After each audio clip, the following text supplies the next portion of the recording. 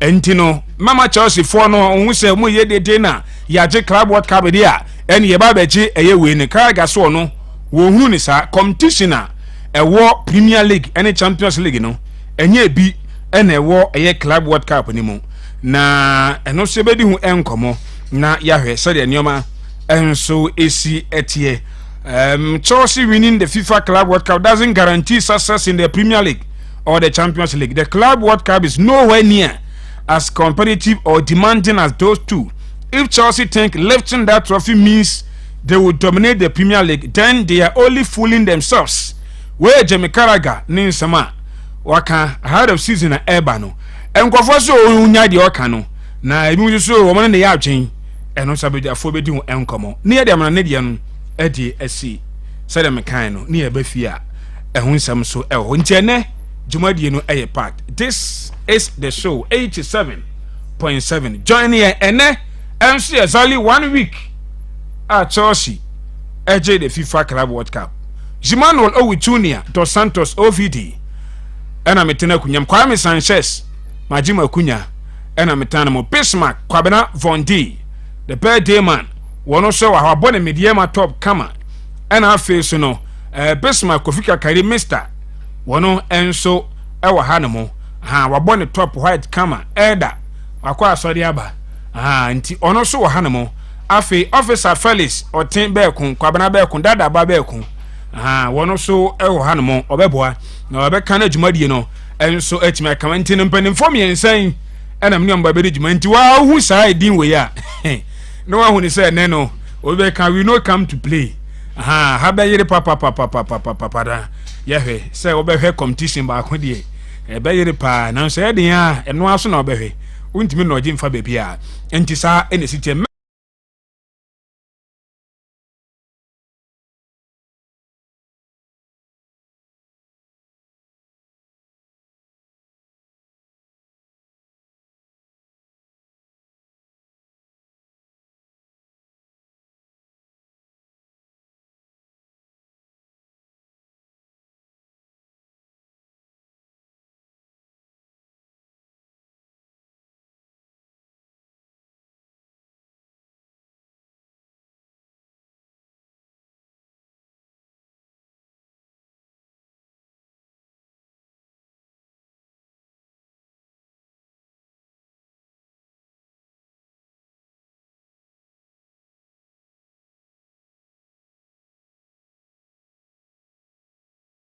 kaya ho ma menkoi na menkoma eye Bismarck Kofika Kari akwa ba na mom kai so ne position no eno so ho na de ba so a ne ye be kan achi oye head of communications say the mami diema otisave minim sense onya sa position inhia wa hada na ye mabaha sa mabaha ase ese utade tutu kwan pa so ntantana Ghana hakura ana no top pressure mama the birthday na want to party na ga wa se na officer of the birthday ye say ja to bi fie ne be ono ni fie o de ba be ke say ja na to bi fie emi ntama birthday na ma so ne o ja to bi fie efa wo birthday e kwa kudi ayo ni tv de obi hu bi da asemba nkre ba ni nyina ka se bibia e fine bibia ye boko so we de enu nhia wo so so we de enena we say menya privilege say so we tu asene na form sa we ho media ma communication director am na tia no de obeka no ene na ye fine na ntu wo question bi a we wanya kwanya send message ne bra ma me ye metena ha we James no bisa na me de yenka hwe sa no yo we de obeka no ye fine na eno ne ye begina so nti no mo question bia na mo betimi e de aba na ya to de ama no mama obia nye backdoor bia no no ankasa wa ha ye be sori a ye be bisa no kwabena bibia e fine yima bibia de ni ya san hye biem o nyame adom nyame adom se birthday no koyi nyakopon adom ne mo wishes any for wishes intino bibia de yi mo de ka beto ho so ni birthday ibi ma no fanto wa fangoto nyade Canon beto GHP wa ga beto refi ba ko beto say no wa bo ha ji ye mo ka so 100 beto na ni ka akro de Me who? I was okay, but you don't be now. Kwabena ye expected den so ene. Oh, and there as usual. Yeah, ba abekre. Nyama ba kumienu bi mama ye ne atifu ni nyina asua ade. Onso omode ne ba we also learn from most of their messages and stuff. And you answer the kakra yensu enim no. Ye ne omo ba be share. It is going to be an interactive show. We just to educate ourselves over here. Okay. Bisma Kofi, ye expected den we kan na ye nyaw eno aba. Say ene on say officer ni vondi de obese omo de abrebia omo e wa ha nti no e bia me so me de me de ma no betum kakra na ma hwe say yame adom na bia betimi aka asema de bibi beba na etimi a chekere ye ho a say the American say opportunity na yenya na ye de betena ha obi e wo nchan a wo hwe suggestion de beba ene me de debate no to mi status no wo hwe the diverse adventure ene e ba ne ade a you say yes amount for and it's not one side we say all the sizes na ye ba no and ye ba nye say bia we are here say be condemn BB and assist but we are just creating an atmosphere to see the importance of BB because but man fa akunya we na mentia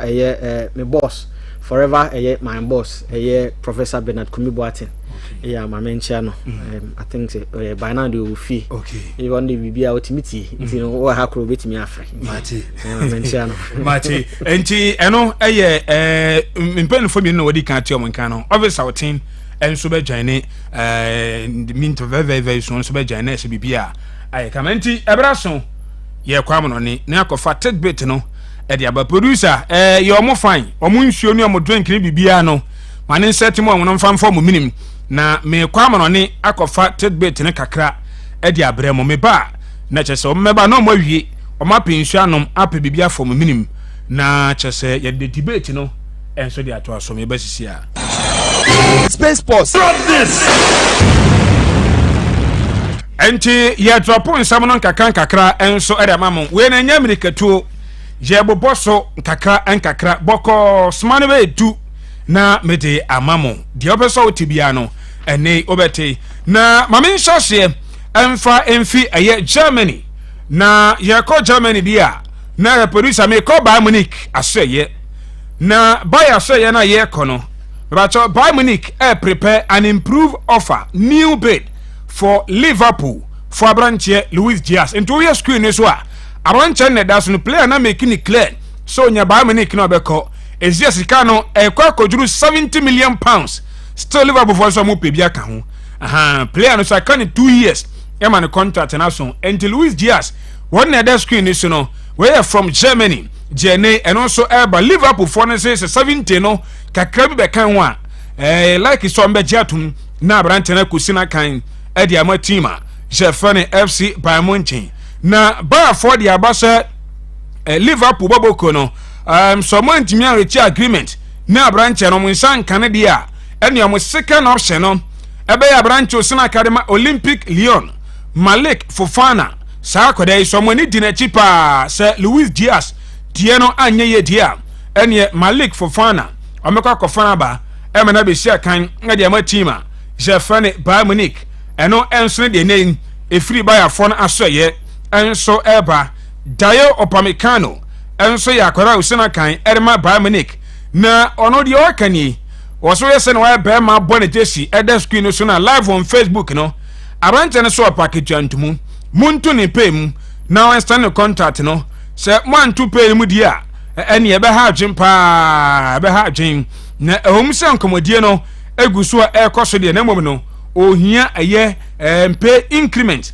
ansa na watimi awie bibia e de amatima Jefane Bayern Munich eno ni Abranche no ni nsama eno so eba Jenko Italy ni yeko Italy ni yeko AC Milan fo aso ye na yeko AC Milan no coach Mas Allegri reporter eba ni se ni osi Luka Modric sawosani Luka Modric a eye benefit kesepa e de matim no ekwan bebre so marketing aspect financial aspect ni bibia no eboa isan Abranche no wahunu bibia e wa football enkankan is UEFA Champions League say waje World Cup any wakobi wode ne man ekọ anim kama aba bibia ko san image as the best player enchabranche no na chese se wokofa ne ba enema bebre ena ode ba tim ne san dia ba league ni mu eno ne nsema ne Mas Allegri waka area fa Luka Modric ho na AC Milan team no reporter Urban say goalkeeper Mark Mignon ne contract na ebe end next season no 2026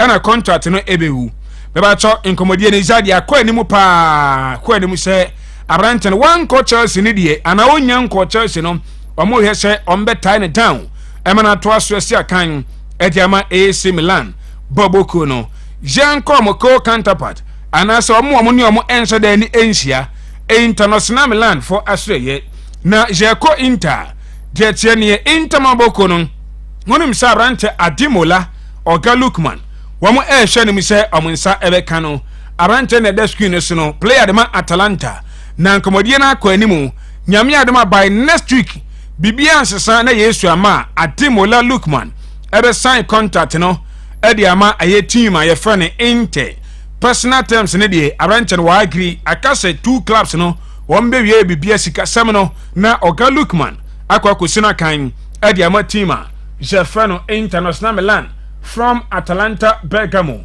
eno ne de ne fuormo enso eba bede hu nsem emamo ewo jumadie no eso Jankwe na Janko aye Spain na here stories are a free Spain enso eba mamensa sem fi the capital eno aye Madrid wo maso ye Real Madrid for goalkeeper Thibaut Courtois aka Afomasia Kotom eni oshia basa for last season goals no wonum ni sensuo na sala mi yamanu aiso ncha Courtois na pan yeso mo che Madrid ewo fie eso mo wo mo de omkọ abontin kokoso mo wo mo sa de omkọ abontin tin sa kokoso mo chese baabi bia wo mo che Madrid fo wo mo se nsuom omo so mo anwumire esa so mo awia esa kokoso mo ahomachen ewo chese ambiri bia mo che Madrid na koto no contract no eba na wieye contract no enche ebewu de yensa kan se Madrid fo no won pese omo stand contract no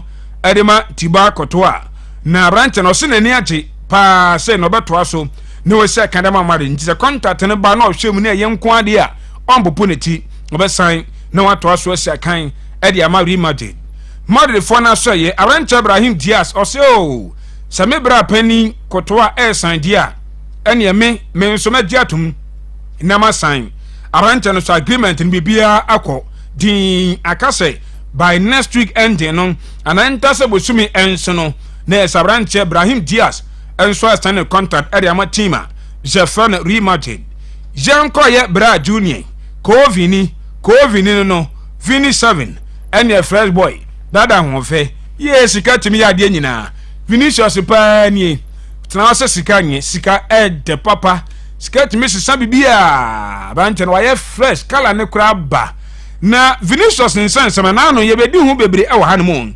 Abrante ne de eba ni oso no de Madrid for no wate se ni omo consider se ombeton no ombeton so ombeton no unless se Abrante no ne salary ni ne demands no ene no ade a omote so on se Madrid for no hwe nim se Abrante no be konko ade a ne se enye sa pa se sika wono epe no omuntimi ena wo ye maw 30 million ni ye maw say be the highest paid player Madrid for the chairman dia wo ye na ahwe ni ye be konsani aton ahwa ye be ton se wan tete ni ma so pa no be ye yipa de ye ntimi enti Vinicius no se kono be ko ana se onko ye se ni ma enso ebesia fa na akọ jenko mu nuanom Barcelona fo so ye na Barca boboko no one Gampa trophy no mpacho match no de yensa kan se ebeba so Estadio Johan Cruyff Arena Barcelona omo City Council no se ene no omo decide se omo nya the grand license ni nyina yie for the Spotify Camp Nou ntamu mpasa mu bia enti one Gampa trophy no beba so ewo eno aye Estadio Johan Cruyff Arena ehona ebeba so ompeso munya bibia clans ni nyina wie ansa na Spotify Camp Nou no wamo asase ayusu wamo mpe funu ni nani asa kamakamu bia ena okobobo na sese dabi ompene stadium no fa aje no ano de ne papa Barca for agree terms abrante Marcus Rashford chese izar bibia na kwam abrante no aje ne team a Jefferson FC Barcelona obeka ne video bi okoya ne mere bi atwam se yekobisan so nya Lamine Yamal ne be sia kan so kan le hu sa Jamal the best player nti ono so nya akwanya bia bi emere bi betwam a oni abrante bobo anche abrante ejani FC Barcelona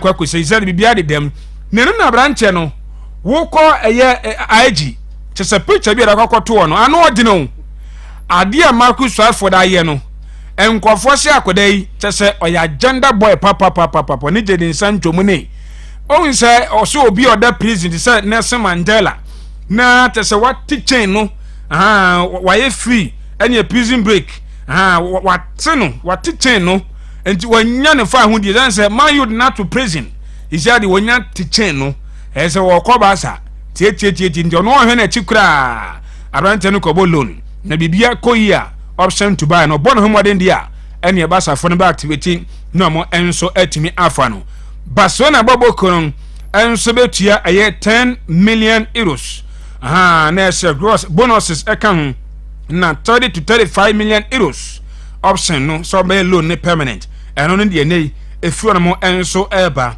Barca izade wo mo ehwe nim se nen abranche efa ne Paul Victor ene no Rashford abare de na sabranche no omo hwe nim se ombe ma ne kwama na ko ombe ton no ijanse Rashford abane de izade ball no enya de obesada na wonya bia bosa eno ene de nei efiri ho enso eba yenko toria mospe je ko tocham no Thomas Frank papa say hi Kudus Mohammed ni first game pa poni abrante na chese bonu nimbo the star boy na daso no nano o here assist na twi sign no ma we di obi se wanye safi so yetunufo twen bo ne sign no pa san pass kubma son wentimi anhye na Thomas Frank say Kudus ni first game boy no wa kire how good abrante na eyina so stay fit nko ade a ene season no Kudus ebebo mo pa Thomas Frank san to se Kudus betimi abo many position ewo park no eso ento ohwese obenya the best version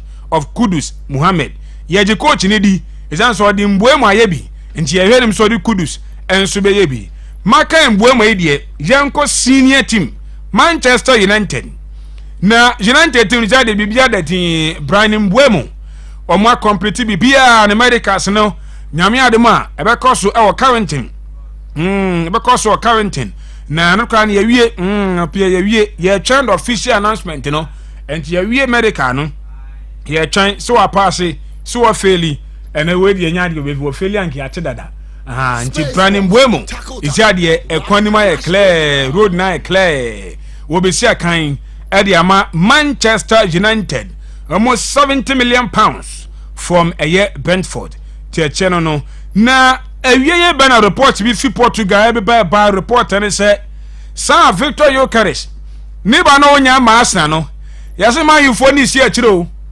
Man U fo no Sir wo mo si akire eri reporter yensa kan Fabrizio Emabi yase o nsi akire bi abam eno ntina ma branch na chenna eye 2.5 million sika bi o Arsenal fo be tuan ka kan kama na be 10 million no eno na aka o Arsenal fo no mpeso mbetua sa 10 eno ne ade esi atwe player no so no me ba to de chen se Sporting funny games no mo me no ka sabrante no Maloka ono president no so onye na nye chena na team na fan no o se ono emfa no ho Arsenal no peso oko enti no abrante ne team Maloka kromo e no o chile ono onti obi a case emfa no ho kra enti eno ane de 20 Victor Gyökeres si Man U fo no e ya ye nsi akire eno ene de Arsenal fo momani na honya sa anhwa na de no akofa me kon ho Mamenko Liverpool kakra enche mere nsem na besi Liverpool force nei Ibrahima Konate omunya madu so mbeton no aka ne 1 year de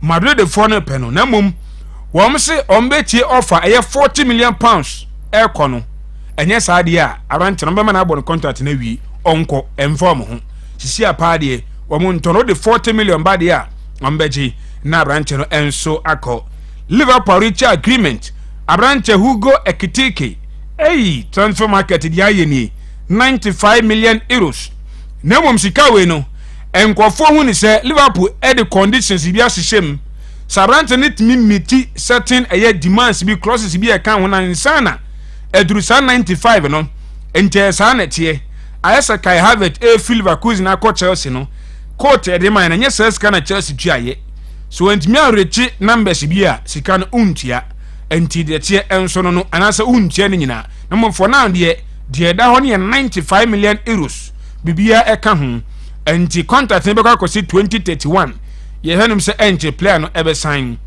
Arsenal squad no etu kwan akọ Asia no makoto am preparation no eso na ese bibia kwe na Sir Nicolas Jackson agent Ali Barat or for the player ne to Arsenal force yesremu a de mo de aye Sterling ni we kwa ye nka asem ni wi Jackson ye mpe no enti Arsenal de omo na reject Nicolas Jackson wa mo empe no e wo maso ye eno enso de ne efiri ho enso eba me de ehun sem no me de tumani mu nti Chelsea de eba ne se ne wa mo players ne de o me bi mu akopa players no ebum be kopa papa eno enso ene de tie na me de nsa no ba be si no team bia kotwa bet de bia me two investors ne wo san bet bia ye die na nye photo enye photo ba ko sei na ya na nye nwanwa utimi tena se ye calculation na obi ahye ade na chese won nti ase da ye Arsenal fo kotwa bet enye Emirates Arsenal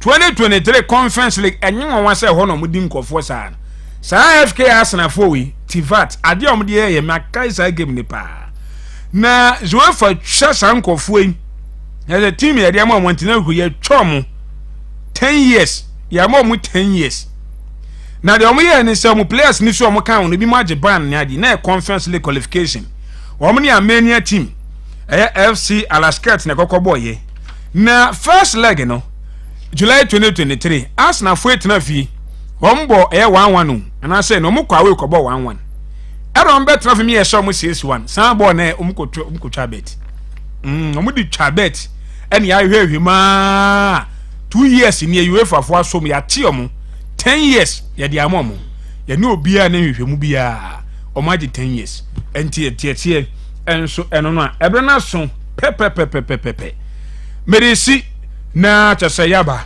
na yede dia wa ha no enso e dia tos 87.7 FM so join me live on Facebook for comment ne koto ho no mo fan page ne so koto no mo text message ne so fabra oba ye be kinkan nyina ye be no so a e de amamo ba bia dwene de cheba na yede eye debate no e dia to so OVD ni vondi aye ready Kofika Karibis Mark ono so aye ready ye ba fi Space Sports. Drop this. Enti ye betra pu debate no e de ato ho no mu. Space Sports. Drop this. Mamenko communication director ho. Na memfa ne nchase sema dunum 15 minutes. But to be fair to KK, I think say Kiye ballot na ke hu ni best starting. Many problem. Oh, many issues. Who person was start with me start. Many problem.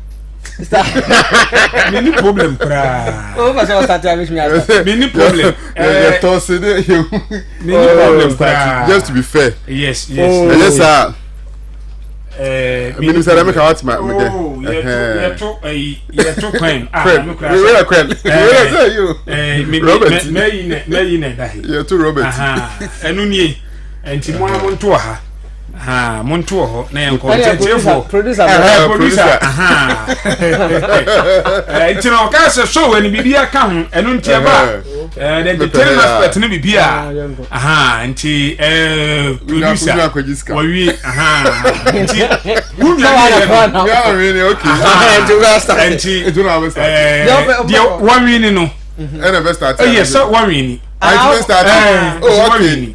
Hey, from Sika mami. It is Akojiska. From Sika mami. There is a two at the no. Enti, Jaba na oyo na. I just said 33 after a year 3. 15 minutes. Bismarck Kwabena Vondi. Join me on Facebook. Question in that one. Hey. Oh, Akunya. So be her competition ba kope. UEFA Champions League, FIFA World Cup, English Premier League. Kwabena sima dunum Ghana for show team. Oh, my men share tea for an annual na Space Sports. Yes, we dey board you Champions League. FIFA World Cup and the English Premier League.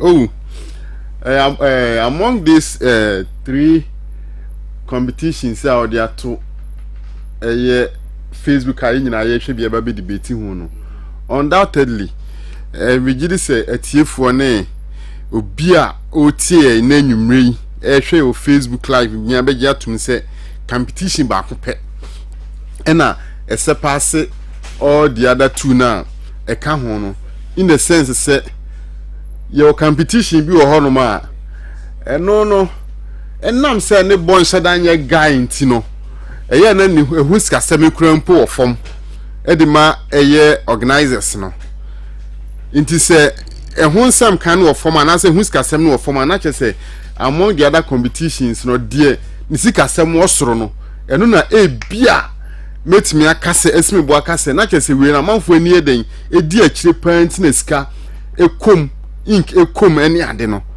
and osha be among the 3 competitions na there obi be kan say your competition bi wo no ye nyina wo Ghana ha say sa competition e koso a ye nyina ye wo one side first and foremost say bia ye side na ye wo Ghana ha nyina majority of ye no e wo no say bia sa competition no team a ye nyina ye support ni freema ansa no bia akọ support the other respective team, and that is the World Cup.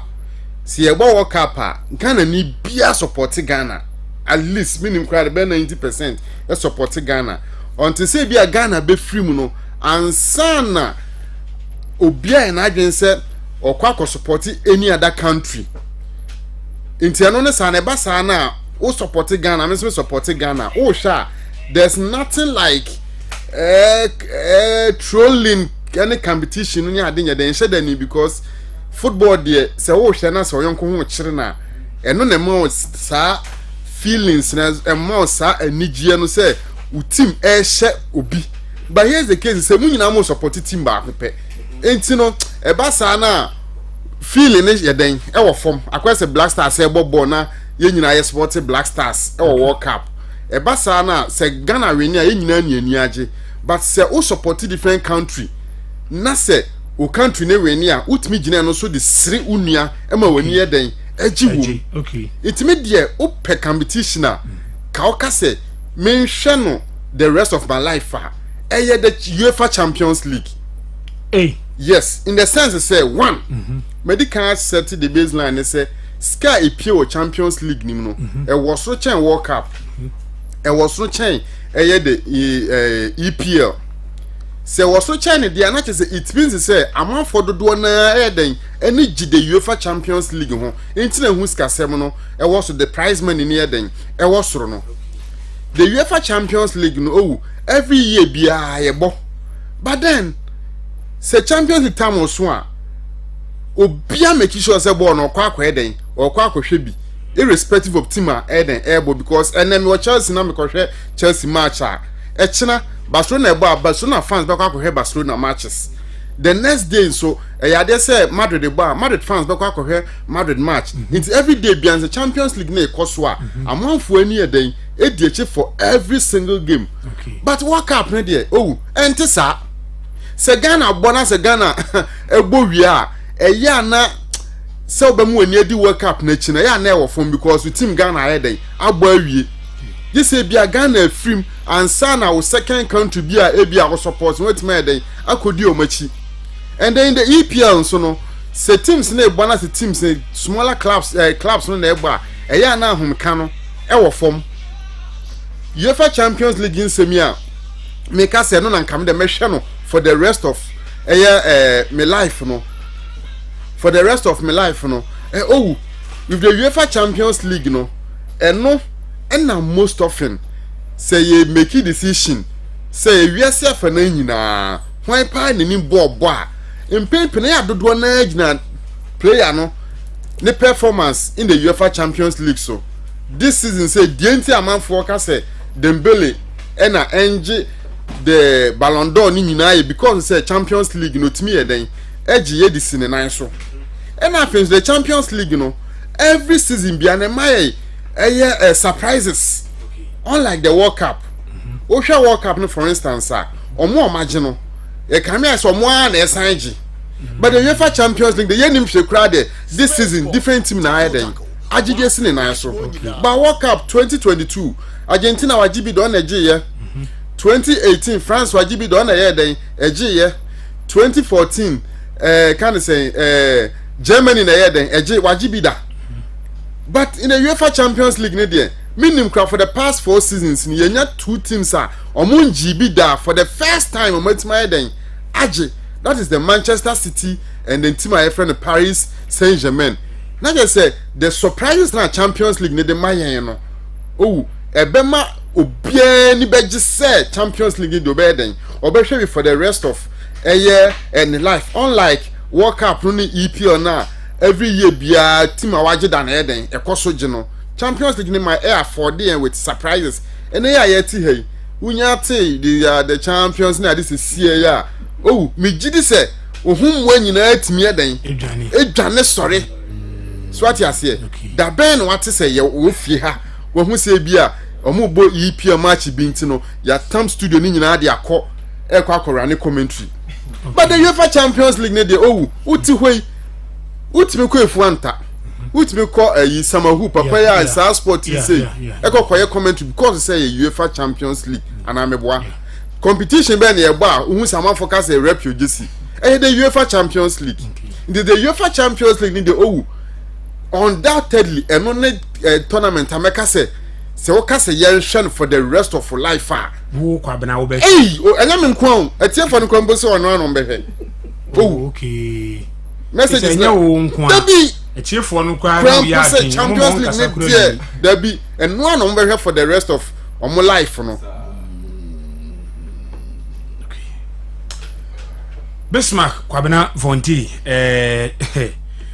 kan sama me ho adwirimi enye se adwirimi se me ne nya adwen wa mama the reason or aso a convince me the reason tia oya pusimi akoba bi bat ma meti ades no kwabena de ono jane na ose ono de obekọ for UEFA Champions League messages ni de so yellow pa mon ko Facebook so mo he no ya timu nyina nka asa hwan no kase show we ni about your most informative, educative, entertaining bibia is on point what kwa bananka mame nko Prisma Kofi Kakari ho na ye hwe Kofi akwa babiem kwa bana de oso no question na da ho no producer me ba obi aso na de ato de to so wie ya sha no we ye flow amami entimo amojani question na san da ho no bibiem no Champions League era FIFA World Cup and then the English Premier League unkwa na ka wasase su jibakon eno na wo hwa kwa wiye for this wa call for the Champions League mame nko Kofi Kakari wo yenko semadu no nti yenwe o kasa o for obra no mu obre so be convince am for no mu oh ade da wiase ni aka say world okay e wiase nyina e cup what the better to there ho say enkran kapi Champions League tournament ba ko pa se player ejibia ye timide to top class bi ho okay Ronaldo en fa ho ne World Cup awaje ni ade nyina Champions League awaje nyina ye omo goat ni ade ye mo ontanti ni din ba sa ono nkofo no ka so you go no eno ye ne nkofo so what you say and me gina mensem so American na me gina ensem ye be 15 so 15 yes okay and they can global reach and audience okay say ye make global reach and as audience oba the World Cup na yenhwe even 2022 World Cup ye twa me yan yenhwe the global reach enipa mo hwe ye 15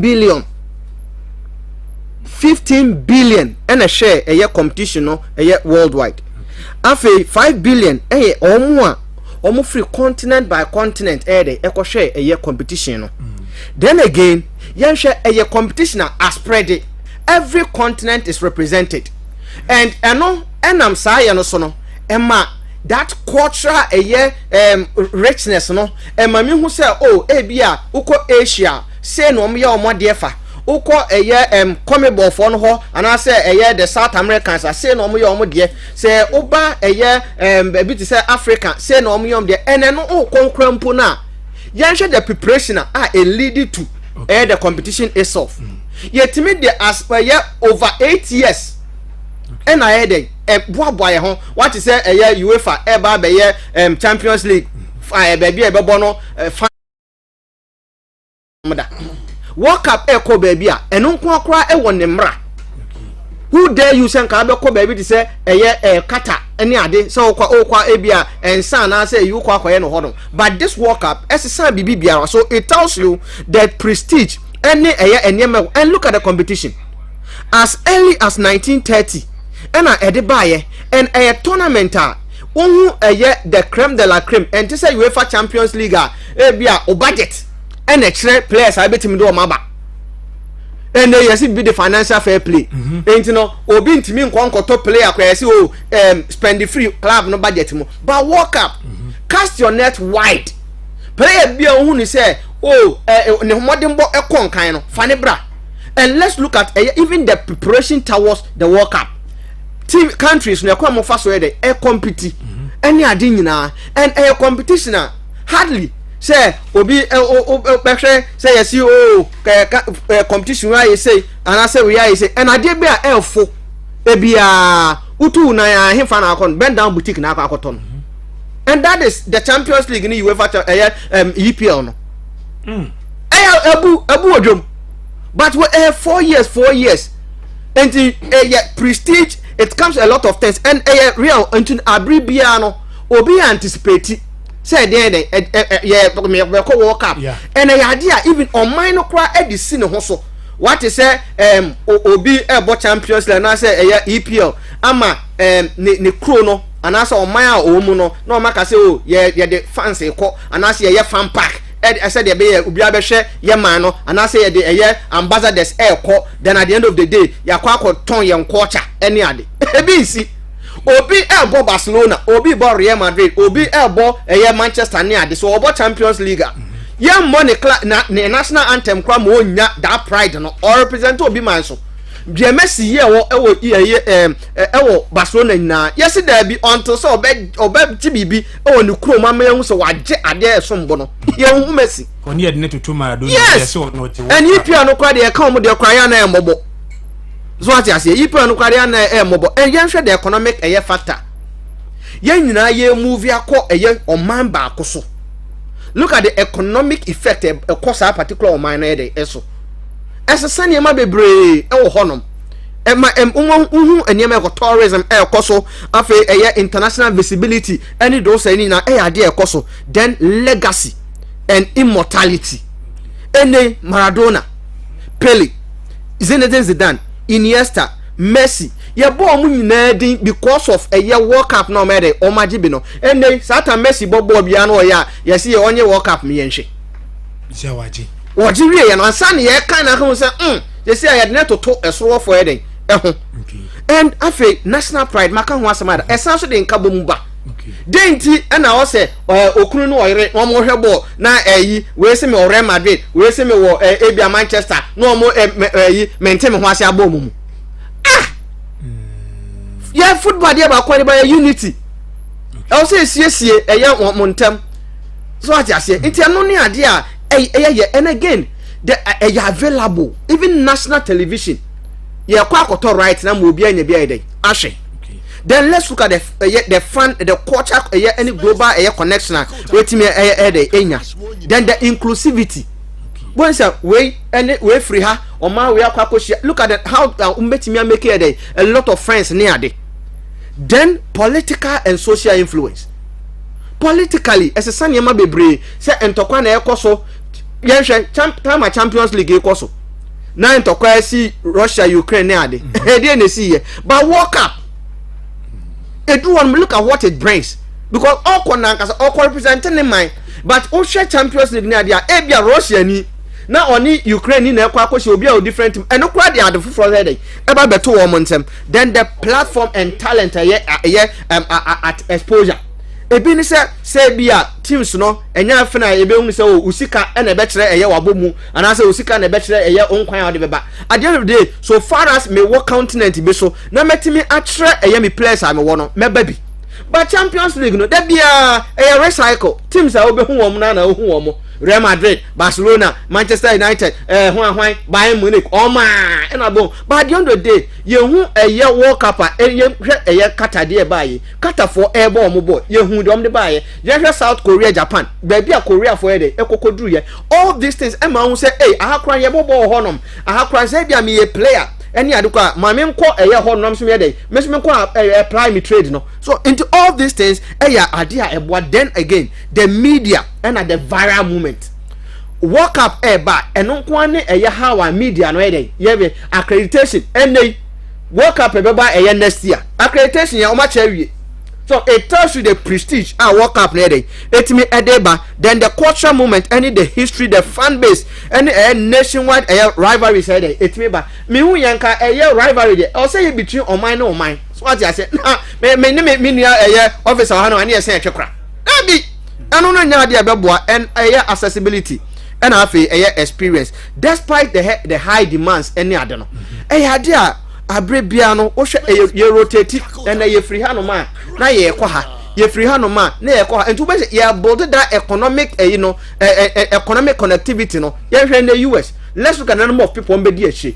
ene ko US embassy so kwa koto anasa ko pe date okay the last time a friend be so ko pe date na edru July 2026 July 2026 and edru it tells you the number of people who wants to go and watch what you say UEFA Champions League aba ama Ghana obi say me twa ticket akwa hwe obe kwa na bia on the holidays bi na ekọ na akoto no honom ana say bi odi raffle bi World Cup obi a pre bi akọ if you want to go twa ticket akọ obe hwe ni on the team so but World Cup you want to go the nation will want to even sponsor you corporate bodies are ready to sponsor you so obe ko Premier League ka ona buduka ko Liverpool ball on holidays okay on holidays and on ko anya something plan so match dabi ade okay asem na best okay anya dia mpesa meka enti wani nyina no ya ade ma hu ni say World Cup no de world world and that's so we are seeing na na so okay host we are seeing na okay hey na you from podium come back na EPL crowd o mo kan bi crowd mente ase okay enti Bismarck Kofi Kakari messages na de say o be kan we na we be overtaking yanko o ba we na we be overtaking enti Bismarck Vondis ono de okọ for the UCL is UEFA Champions League Kofi Kakari so ono de oye for the FIFA World Cup na Sadam kan no officer Felix Otin enso aba wa join kama ono so e wo hanemo ma me nkoi na me nko no hono so na chese ono so emfa ne de emfa 20 no producer said oye ne na afi no wa join a show no enie kai se we no ye wi a ye pie phone line no semanum na on so do adwen kire e de aba wo do adwen kire ne eba wi a madam aboafo na se na chese ya san ba the topical issue na se discussion ne ba be ye no ne de no so de rem on Karaga and Chelsea for no fi se o Magic Club World Cup no UPN ba be ye fo e de amo be dominate Champions League na o se ono de o hunu ni sa na UPN Champions League no a competitive more dancing Club World Cup na Chelsea kokobo ye no eno ye beba ne aba be di hu enkomo enti time kuchu keep the messages coming officer bibia fine nyame adom me him said your koye no so bibia koyi nyame adom nyame ti ase bibia be kama munye yo bibia de mana bibia shifting cultivation bi mu bibia kama okay musa efe pa ncha boss ma ben salo so assist you kama ono ani sisi yan kaka o de na se unum se me nye obi a me tane amanfo nante basa I am always happy with nipa jiri se menene nante bebo enti me niama isisa bebre no me won tai nya dabi enti bema de apart from my bia obesisa media ni ma bia wo ye ni bibira na ha dwen na meka no unti sam bibiri wo ti sam bibira na ha bia one ba ko ti fi normal said the otifie ndi o fifi na mienu bi wa bonten ya normal but bia be bibira na esa na ma for kasa o yes aye 5 ani wo ho dodo esa obe wuntem me baba ne boss man e ho na me unity fantastic no so obe you come obe yo kama ntimi enja ma encha na wie yes de da ba ma no so no oh yeah unkwa na aka nyina me say ensem de ya titi bi o ya som wo so be ka bi agu ya som oh da bi me kira wo ne ya wo se me ka bi agu asom me ka bi agu asom say wo se ya titi bi o ya som na omo kan yan want bi o asom na me so wo so be ka bi agu ya som kira wo ne ya opon ya titi o asom no okay so de tini ma asom ne de ma tie agu ma na bebrebe ya wo ti ye ya ma oh da bi chale yango wow yan kira tie fo nyina and I think say near me yakakra ne say messages e buy on this debate no senka messages no uyi free ho no ma kakra enke bia nka me ha me ho nkasa bebre okay senka messages no di kan clear messages ne bia okay but e bia nya say bia me kire format afa ye waduma no say wow format a wo de ye waduma say after debate no bia wo be kenkan messages but wo a request because of baby open so free by matter dia wo kan even after the debate kwa na wo be kenkan message na make no mama about any problem yes message ne be justify yes do obi kan no okay obi sa Champions League of course say ye hwa no monetary aspect Champions League winning the Champions League be most ka what the total World Cup ho even Champions League no will give you higher value and I say secure be man neso okay World Cup on so be more bi but even in the Premiership and for EPO one bisa obia say what is the reason why I was say nipa no on hwe EPO ahead of Champions League and club and World Cup okay proper wo hwe EPO na sieka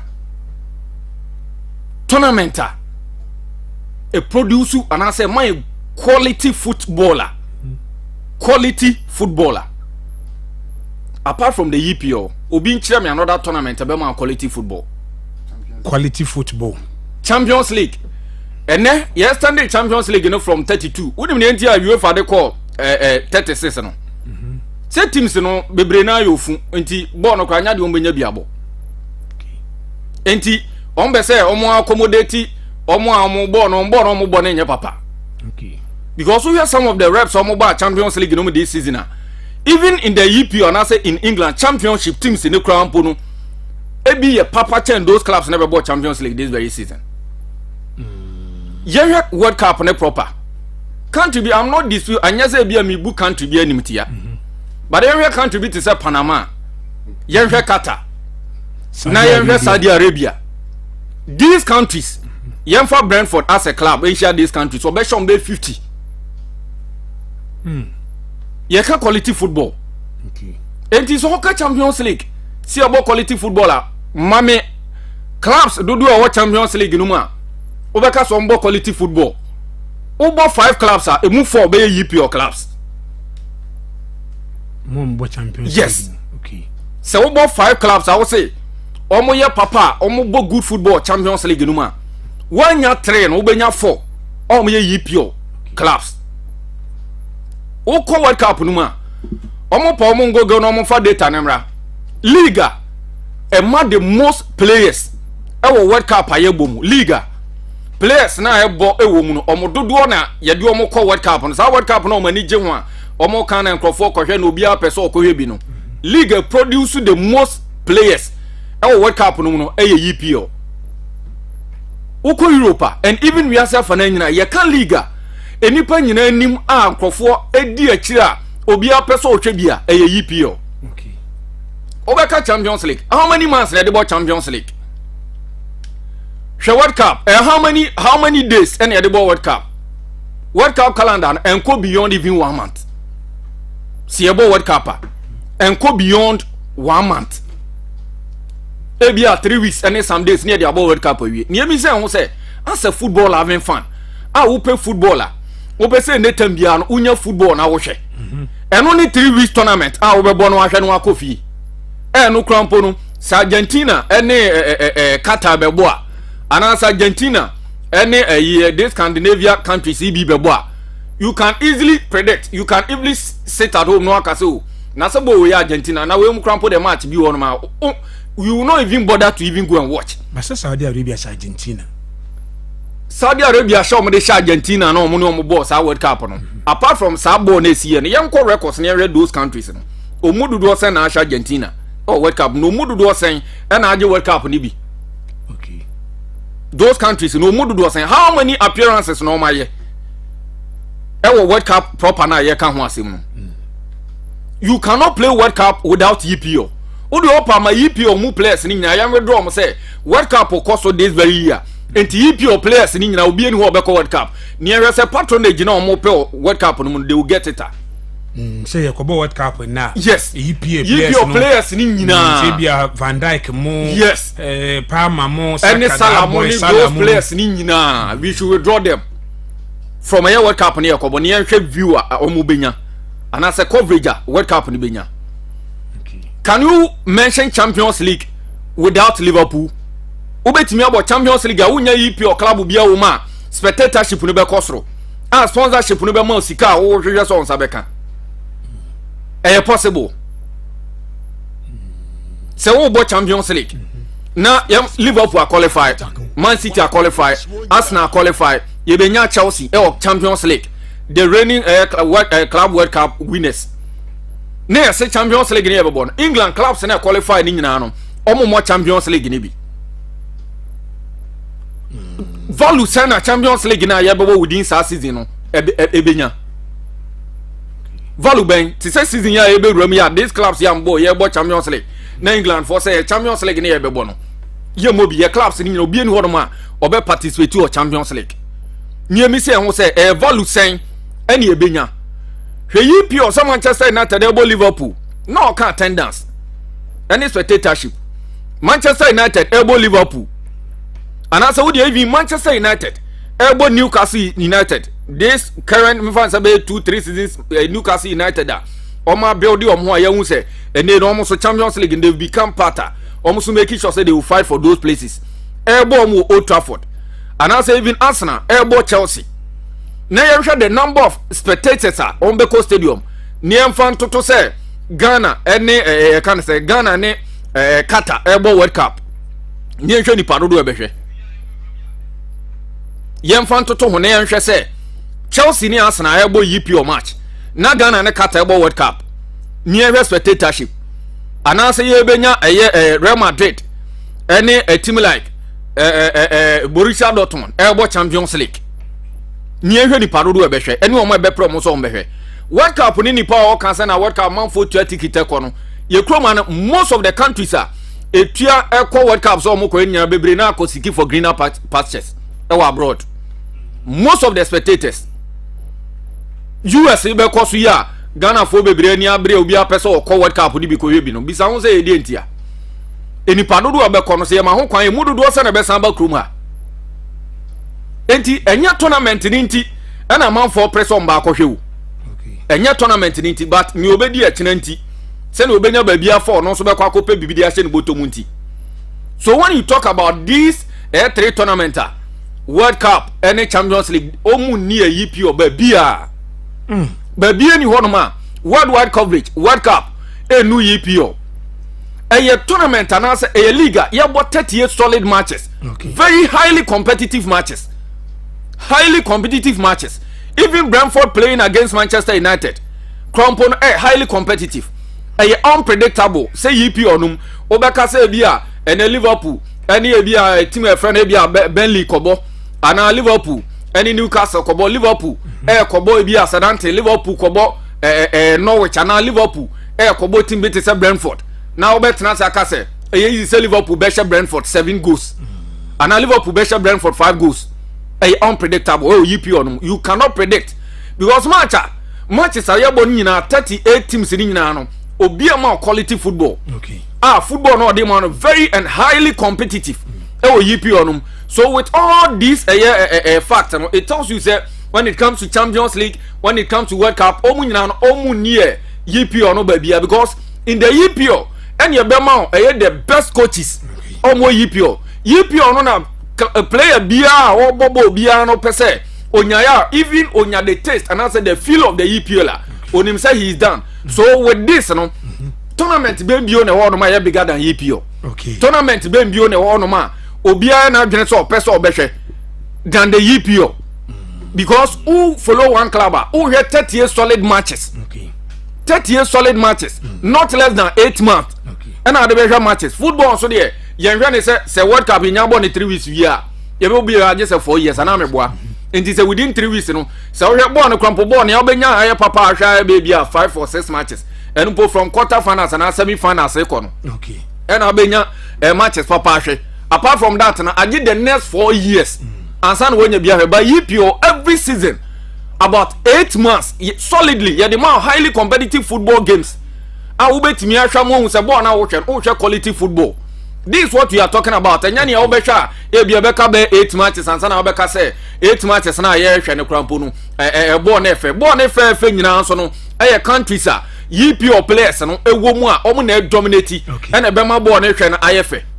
So without the EPO Champions League and World Cup omo nyina ma fall flat. They are nowhere near EPO. Enti eno officer Felix Otimbe ko maza me ko Facebook ni so kan message no izan se bi wo hono mo na se ade no ayehu ayehu pa nti me mra nche miensa me mpanimfo miensa no am se ade no anu ayi ayehu enti me ko hase ko abro no yo meka twen obi pe ribata bia meba Arsenal fan the Champions League na the EPL to no nyi mami nkomra mami enti mami nye ni sei mami nko messages no me beba na mami nko phone ni so enten so me wiera me ma message na me share reserve 3 minutes bi na me dia mamu me me 1111 na biobi be cross examination bia na counter bia 0540113299 0540113299 maybe ahoma na tum me ba cho phone ni nko ano anase de ye ka no debate no ho asem nko a eno na me fa course no de aka no de be ba so akiri ma me mfa me first caller wa hello answer omoni otima but current world champion as over here. What's the current world champion? Club champion, world champion for now over here. A club World Cup at Chelsea. World club so no champion why? Oh okay, Chelsea. Over here. Chelsea boy EPA. Now come on World Cup 4 years. That's our man. So 4 years. Me am the football, no to me football game. Now World Cup other by next year, mama EPL, player be EPL, I said number 1 second. World Cup man Mobi. Okay. Lion Castle next year Champions League, you know. EPL class me now to say Champions League only more. There so mama na you muda. Hey, when EPL no abo. Mate, answer for EPL. Hello. Hello. Yes, I'm whining. But I have Paul, the person I'm good at Ashanti. Paul, okay, ain't you? I'm Pacho, media no come EPL, English Premier League now. Okay. Overcome EPL, Mate. Hello. Hello. Yes, sir. Good afternoon. Good afternoon, whining. Biara name, Kasafracho. Young Quenim. Okay, on this issue, I think Club World Cup will be the highest football competition ever. Because before World Cup, they are bad there for 3 weeks. That's one of the panelists I can, and that's for almost 1.5 billion just within 3 weeks. It tells you that FIFA World Cup was something okay. The Club World Cup. FIFA World Cup. Sorry, 3 weeks. You know when you are 1.5 billion US, even EPL crown who say top league, the about 30 matches across the season, they can't even compare that to the number of watches. And quality so you can't get it because Ocean Pass FIFA FIFA World Cup winners now. Who share Argentina crowd? How many EPL players are more Argentina squad? Okay. It tells you that club FIFA World Cup is higher than any other competition. Mate, Dada, no. Onwa call for World Cup. Hello. Hello. Good afternoon. Good afternoon. Why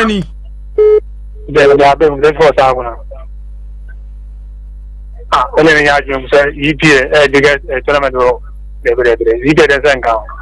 Nti o call for the come World Cup one. Oh, okay. Onu so call for the World Cup. Hello. Hello. Yes, Awani. Also. Abosu yenti o. The World Cup no. World Cup no. Then country beyond one make teams country from World Cup no be there. Okay. Aba ndama nyo de gwa kan ma de Ghana ye bo na ye fi. Aba ndo Ghana bo sempo. Okay. On fait. Now you EPA the na our investment. Ala ya de ke dia match de kodo. Ke dia match de kodo. Okay. So no. EPA no ta ha mo wa taking. Then the World Cup no ma taking. Mate, hello. Obidi. Mr. Mate. Papa Pasapo mu ye. Nyame adum so e. Akopa adam. Oni ogugwa phone no ma boduma pa nyame nche omo ina. Yo, emi. EPA ni best. Man you can. Ita no mo breaking ya head our etra sanka yes. EPA ni best. Because na ke na 4 years. Okay. Champions League ye bona fibia wo enye 4 years. Hello. Hello. Yes sir. Yes sir. Why ni? Referee na because of the Yenti o. Mata me go the next make am World Cup. Mata World Cup is a power. World Cup. No matter. Your mind on my na one mind on my but I don't know it. Oh, okay. Oh no, call for the World Cup. Hello. Hello. Why ni? Beneza ni sana. Yanko enim. Pacho, se me question ni there. Mo be say World Cup any EPA de mu ya de na sa. Me say World Cup, Champions League, and a EPL. Say kase wa free. Yimu ba ko na hwe no nkwa na nyina.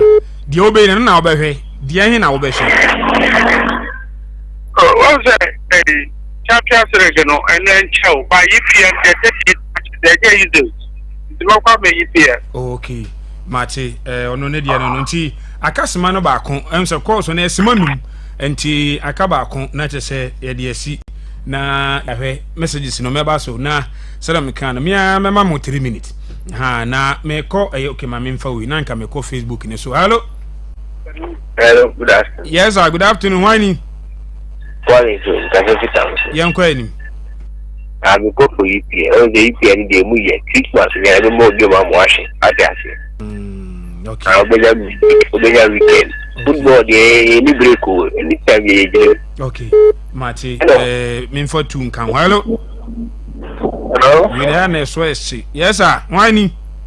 Yeah, please me very picture. Yanko enim. Yeah, ma ko am What cup on? Okay. Nti ono ne de no na mame kwa na World Cup. What cup? Na omo World Cup. Omo ka say EPL na ye omo teams wo EPL. Ndi omo so omo EPL. World Cup. Mate, papa man no. I mean, go Facebook and so Alessato say I'm watching you guys from Banchim and at the same time listening to you guys on my radio. Fred on Facebook. Good afternoon. I'm Fred. You always make me happy anytime I listen to you. Space FM Sports, papa. Nana Kwekudia. Good afternoon. Listening to you live at Paseda Sports. Sport Takwa. Oh, Passe. No, papa say no. Na me ba anya so ko ukruma teku. Ni ma me 1 year no. And I hold it poppy. Bibia be kama. Kojo Chenebo, I'm watching you live. From Chavon Executive Abin Saloon, our Teb Zone. Gideon Bank watching you live from Chichere. Hey, Miami Krum Chichere. Gideon at saying Monami Piero Peter Muzo or Haying or say good evening, Cinnamon watching at Samahu. Monami Piero. Fantastic man. Akantinkum Stephen. Boss, good evening. God bless you for your good work. Amen. Unshra also. Could you know what I say, boss? World Cup is better than EPL. enti eno ntino Dawuso Isaac Kofi ono so o hwe yen na Bernard Amponsa since the break of the EPL boys make slow cry EPL any day. Please don't add women fellowship to EPL. Oh, women fellowship no team ben no hwamu. Enti emaye na chese bibia so anye kama enti we aye de me panyimfo na de atodwa na maminko text messages no so kakra na no so memfa ehode na mfansi o say the current world champion is from the EPL, so I and Sam will watch the EPL. Okay, enti ansa no ye catch asem. The World Cup is the pinnacle of football competition. It is every player's dream to play for his country on the world stage. The sheer pride and patriotism that the players experience is unmatched by any other competition in the world. The Champions League is the highest level of elite interclub competition, and it is very important, but not to the level of the World Cup. For the EPL, I think it is just a league that is sight, but the level of recognition is nowhere near any of the two competitions. For me, the World Cup is just the prestigious football competition on the planet. Data from DVL, Nadia, no. I'll go for the World Cup today. Today that Kofi is in the studio, let him talk about Mediema, because we the fans want to know what is going on in the team. Why lucky say many can hear the team. Can message the men can. Me so the say but now the media can. Achade ba near the amount. Asam so ba ni ahwehwe. Ni yehu. World Cup is the biggest among them. Osandi atwa so the only one competition I wish to watch is the English Premier League from Kwaku GH or Brofueju. Na good afternoon. When is the Adidas deal with Liverpool beginning? Collins inside time so baby gini nti e don sem baba na die enka topic no nti kamia se Champions League no ma hu se isi boys mpe ye mfa community mre mo Champions League ono mami ko de mami na mabo afo na siwi me ba mami na mabo afo na siwi mi wi a mami na mabo afo na siwi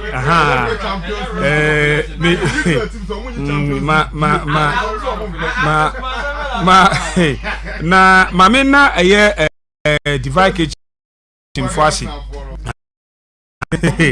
ma menna eye divine kitchen foasi antimesi ni no se kankan bi e de kankan bi hihye mpacho aweche so ene ewo Dream Masters Africa dan hono ma eduane no enche belande se fufuo ban kokuntia mutu ne nyina no ma me okwa banya bi na wadi utu ase hono ma na wadi tikama eyi ai for program bi aso fe na obi plesi ana eduane obe ye di abrew place order keke na onfo aduane emfa mero koko didi na chese bibia enso nko ewro munam no ko wi bi 0530710737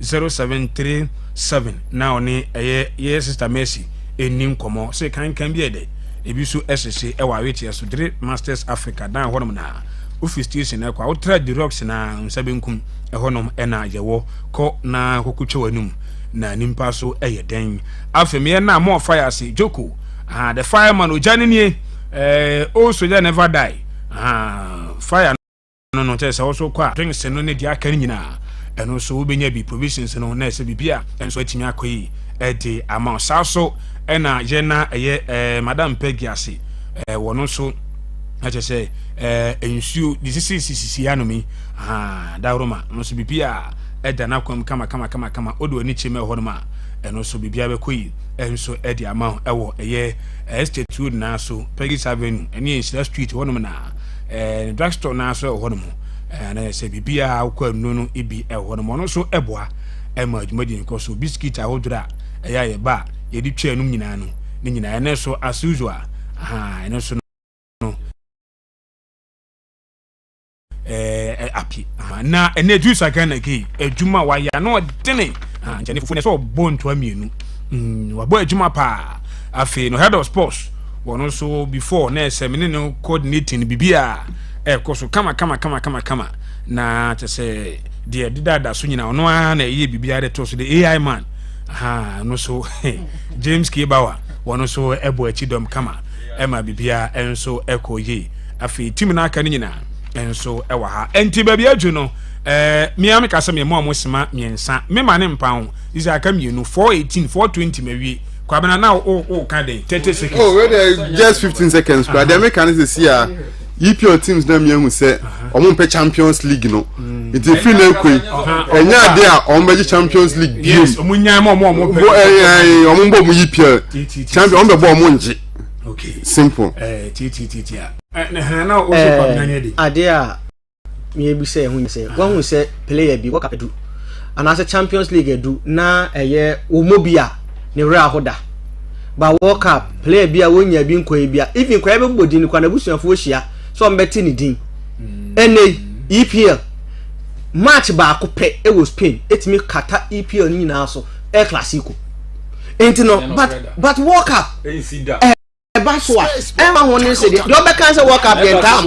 Come bacho baby adwini de ye ba na ye ko me Karaga ne nsɛm no medical kenkan ne nsɛm no na okɔ fan page ni so sɛ go for EPL ona bokoroko no so ne de enso eno no na Karaga ne nsɛm na kenkan ye no ntino ma ebia afi na ma adwene ye no me etim so biem ede amam eno eye nsɛm a ode atudwa ede afa eye Chelsea winning the FIFA Club World Cup doesn't guarantee success in the Premier League or the Champions League. The Club World Cup is nowhere near as competitive or demanding as those two. If Chelsea think lifting that trophy means they will dominate the EPL and the Premier League, then they are fooling themselves. And no, yeah, Jamie Carragher. Kwesi Bona will fan page so say EPL entirely. And this salute I can the EPL no be ha. Enti Jamie Carragher. Then some no. Officer. Yeah. My memory ho. Karaga ne nsema odi atujani tournament papa obehwe de haya na also difi ho de ko ha unyo bia mana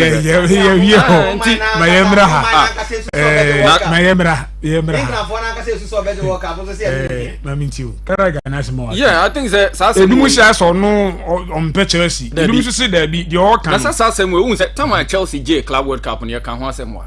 And I even stated say Chelsea say o ma dwene say because o ma je Champions o ma je Club World Cup nti o mutim ne ye it is enough EPO no yemban say coming to the EPO no betimi Aston knockout aka say Chelsea age EPO na coach no deceive ne ho because me no ka say no un say Maresca na ye no to say or picking low on pese obe yes obe invite more pressure ama players no.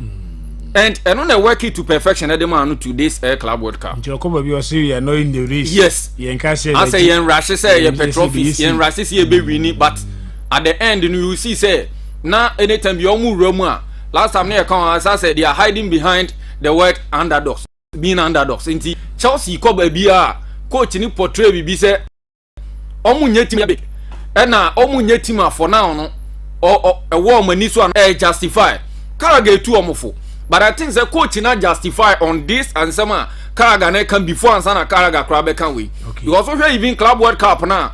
The because even some of the clubs no now on level no on pedigree in football no on share who say a highly competitive side only on mobile. But I say as the tournament progresses advance here no now Chelsea to take advantage.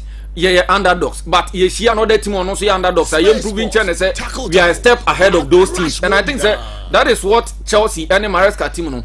Now, omo so Carragher na some more Canada. I think say Chelsea for no coach in Anka so no. This what Chelsea will be happy within the season, and it's a who corners or consigning strikers. We man say be a Salamo, and I say be a Jokeres ni issue ya. Here can one say be a Haaland mo. They are the players. Say Okosi even this just ended the EPO. Goes a Haaland share no. A man for whom say a failure, Edmund Haaland. Yeah. And Guardiola himself saw it, say, numbers are Haaland de Mono, Senko Munyan more than Yomunya the previous season, sir. Kebianka, Man City team no better. Ebe team him. So Chelsea team no, in as much as Oma says Kabe, if you look at the kind of players, Omo Moba, Omunya bad players, but Omunya players, who do Rebe show one answer, Ube Momo, sa pressure, and say a hook or crook, Yedwaba, oh yeah, Liam Della. Look at Della for instance. Uko Fadela be free switch at the neighbor Chelsea. I don't think say Chelsea be man so much pressure say Oba na at least anya hwe krampo no also guarantee Chelsea 20 goals. And I say also guarantee Chelsea one shot cross o timinya be 25 goals man.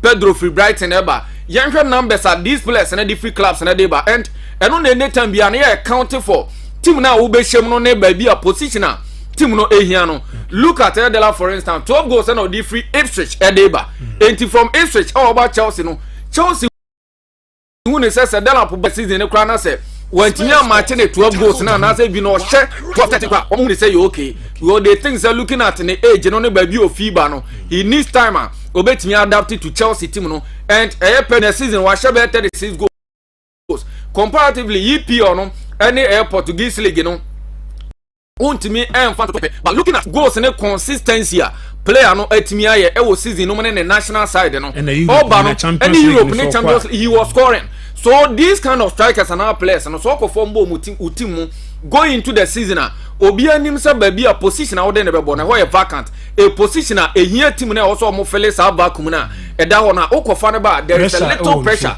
on those players compared to these players omo no menka na se ba bi omu FIBA no team na nka so ofi mo ba na nka sa no pressure and shade because uko Sporting CP omo ye teams omo ye team omo compete for league no ye season out but Ipswich any Brighton there omo nye those clubs no so coming into Chelsea no Chelsea going into the season now say omo kita players and of course omo says car on players we share the last 2-3 seasons e be see this season sika Chelsea say players no but omo hu so mo team no still no they have a lot to do enti players omo de omo ba no coach ne mpesa oba kofa player oba na I say pressure no one so that say issue instant impact and also munya ye player and so and I think say that is what Chelsea team no year for now and I think say near Carragher canon a football and or ma Chelsea irrespective of baby or free ban Chelsea for no taking in good faith and I think say we coach Nadia or ye near Carragher kana should they follow suit e betimi aboa Chelsea say team na do baby now so mo fight for Champions League slot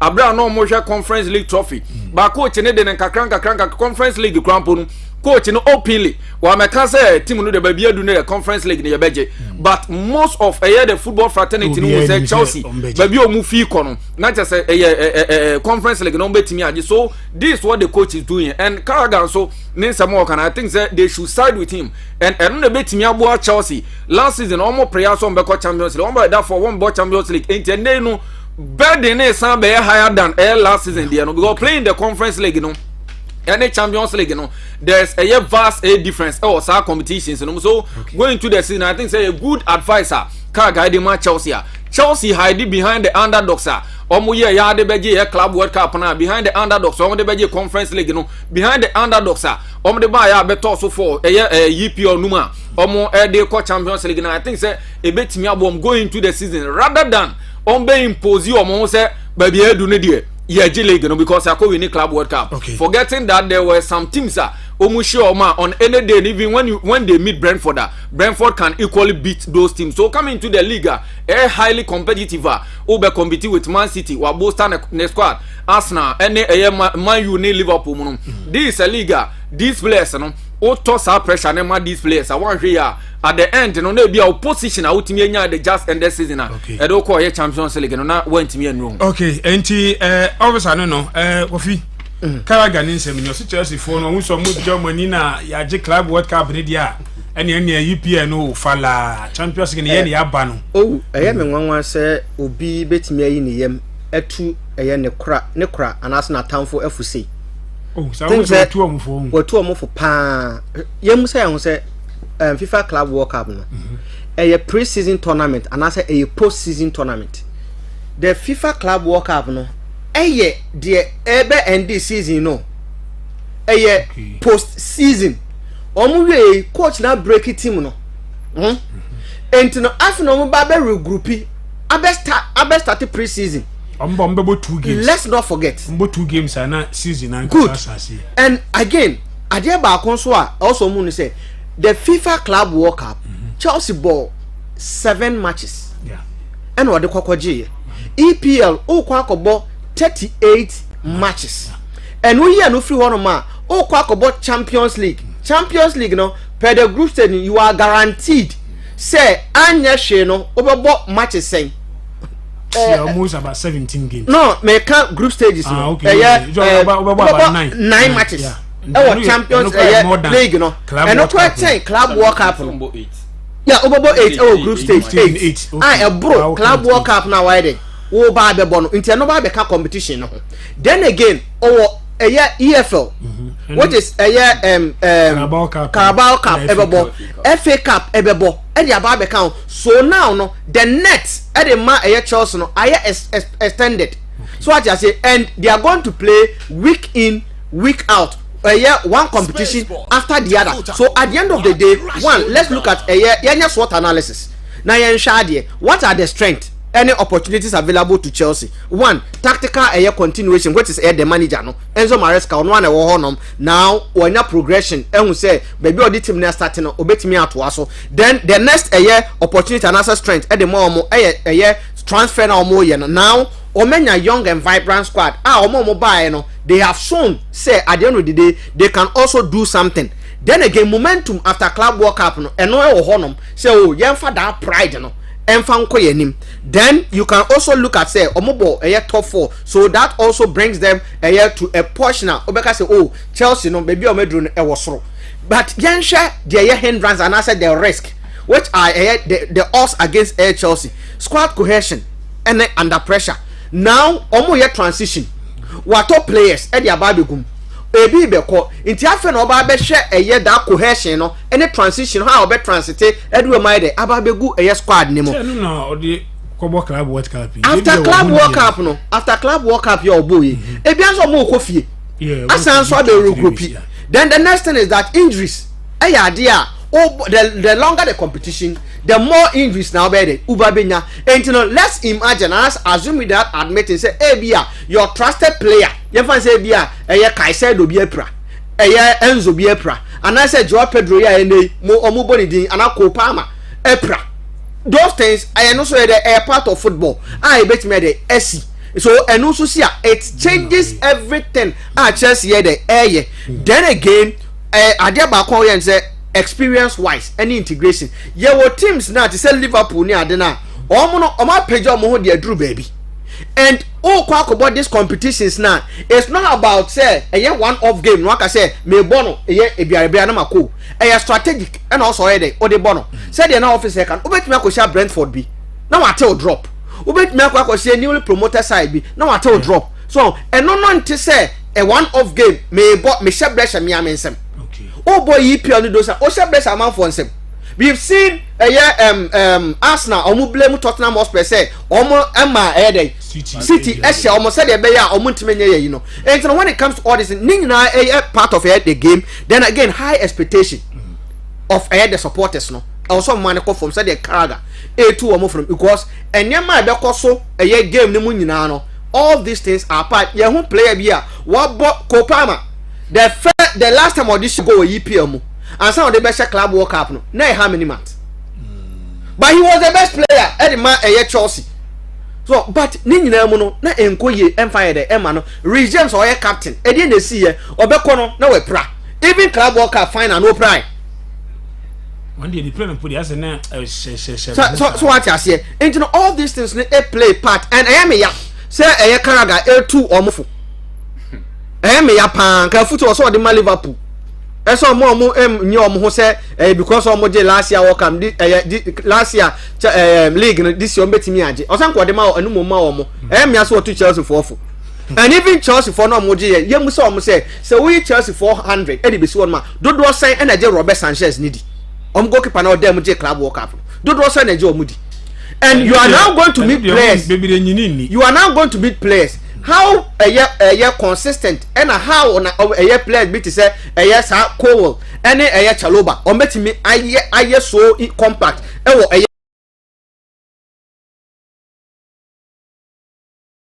EPL no so will be but wingers put it and the chance will be brave. No, I'm talking the central defense for final now one kasa onu player na kasa ojeni hudi who be say omo wana me and I'm say onu player na kasa ojeni hudi but they say coach ni say one player ojeni di o man nko o kan plans yeah dey kasa onko so on ton o kan plans and anytime be a Chelsea let's not forget o Emi and Kwecho last season go and check their records our pre-season go and check Chelsea records our pre-season and they start a league no go and check their records and so if Obide post-season ba be ya Joao Pedro ni ade na omo ye no one-off game. A team I say PAG. May I say respect Manchester. You're beyond doubting the tactical competence of a coach. But let's not forget. Say, imagine say Bob Brentford be. Who we are next match? Only be a Liverpool. Only win the cup. You are not going to use Adenkese. Okay. Now we are so not emphasize midweek. Now we'll say about Champions League.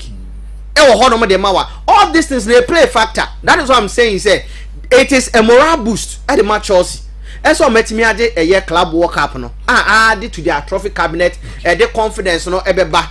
But the opposition they also met in the club World Cup. And yet the same opposition. Any players or kwako share omo. Okay. So what you say? Okay. Because only North American team only PSG now share omo obi ahun say yeah but PSG say any coach bi ana wa share omo study omo any omo yi bia no you can easily beat them because omo attack bia omo defend dia oyana say you start game now omo bo 4-3-3 but the moment they are attacking you no more any more one ma be 4 because Abrante Hakimi ekoko strike on the kokobo force number 9 and okwa force number 9 if you want ma ka 3 na etire so ka 3 and etire na ka 3 no right back na eko into automatically Marquinhos was spread there then Berardo enso konfinfin then Abrante friend say Mendes ono no ebo left back no akwa kan fin for as left center back and that was at the area Chelsea this show man. All the goals Chelsea scored, it was there. And you know, when a tactical brilliance for a one-off match and your competition, over a strategic, you have to be where a tactical ball and on mobile. But when you come to EPL, the Champions League, and the other competition, a strategy, okay. And I say, what they bought because a long term, where a shorter term. Mate, I will cause the message about now. Me, person make us say, Medina who you about, so na drink chile. Mami, we say. Every now say Carragher should keep quiet, mami. Mami ni can call the first one so or fan page so a ardent listener pa or sign a Chelsea ni. Now you two before instead so be fan. For OVD, please tell some of your pundits to give us a break. Why always Chelsea? So if it was PSG, who had won it? What would they see from Eriku's new side? A pundit in Canary. Omumu na ebuawo Carragher afi ono asan beka say Carragher should keep quiet there and enjoy his football retirement nti me say bi a chire na ono anka sabete de na opeso che na say people should put some respect on our name Chelsea. You should rather praise us than saying that na me ano na me nti there na opeso mo That's on the Obia. Every obviously, Chelsea, we say I hate to agree with Jamie Carragher, but he is right. The first pace of the Premier League can't be compared to the Club World Cup. And to be blunt, this year's edition of the Club World Cup was eye-opener, but not competitive. You can stand on the fact winning an 8-game tournament will assure you of clinching the league. All they can do is take the positives and work on the negatives. They are simply not there yet. Please, how can I join the fan page? Fan page, you don't join it.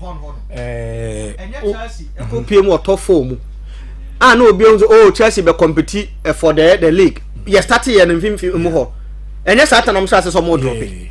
That's can 2 points. Yes, Liverpool no 2 points and a dominant, but after that, no more drop back. No more drop back. Every free top for mama last minute. And on me, no, it's not the big case. Unique case. That be. If you are snide, you be say the EPL and the FIFA Club World Cup. Yeah, you can Jamie Carragher. Does he know what it takes to win the EPL? The answer is no. Because EPL Jamie Carragher NG be that.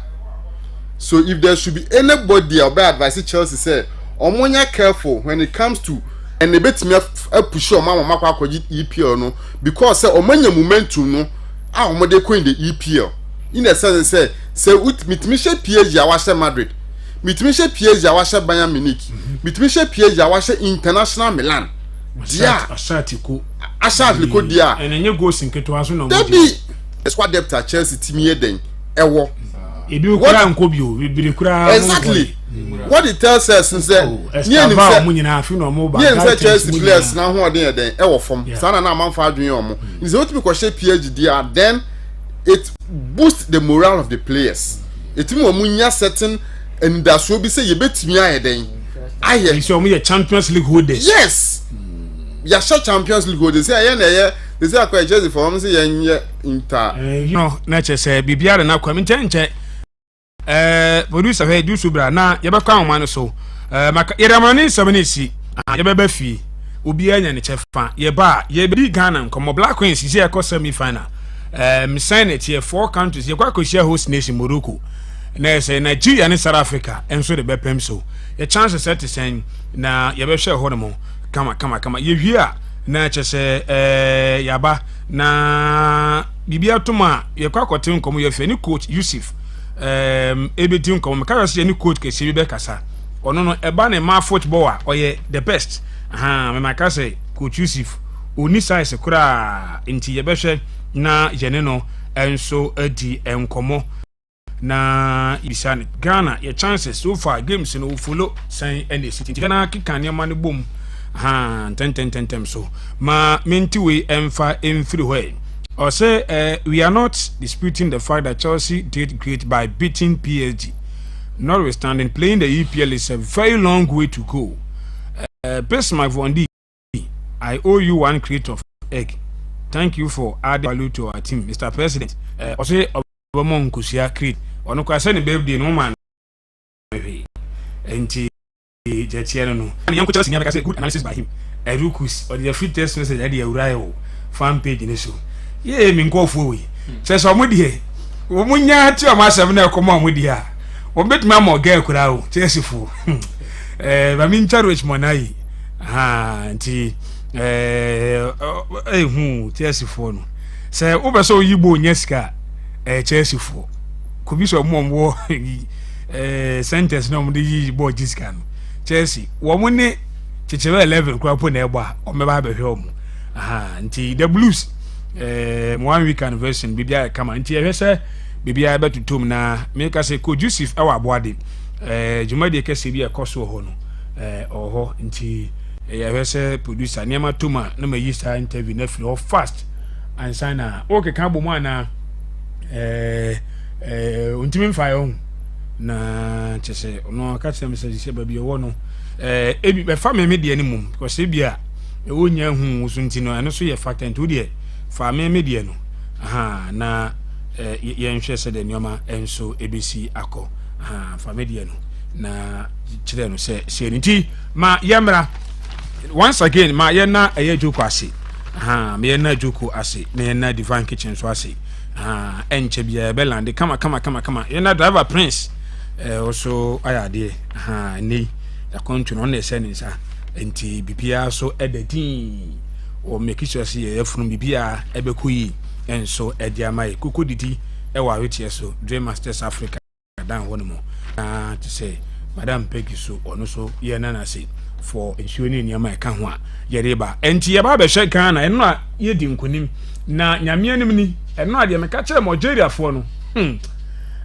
na fo mo na bi mi se Ghana coach no nya ade bi mi so dabi Nigeria for na tactical omo ya ade we say nsem bebre obi e kan de na nyame anim se no a Nigeria for defender na o se no ma fo no onimbo bo papa na Ghana lucky ni yeti dim on penalties Nigeria for no mo ye goals o mbi se o mbe share penalties na mfa kra ye mo ye ku no achimienu emo mo de no wentimi anchi the trauma 4 goes to 2 Ghana qualify the other games are eno ebase no say ena eno enso ekoye Nigeria and South Africa enso wini on penalties against Senegal nti wins ebaye ni nyina no ni nyina ebaye on penalties you see a semi-finals no set semi-finals no set na the chance say nei Morocco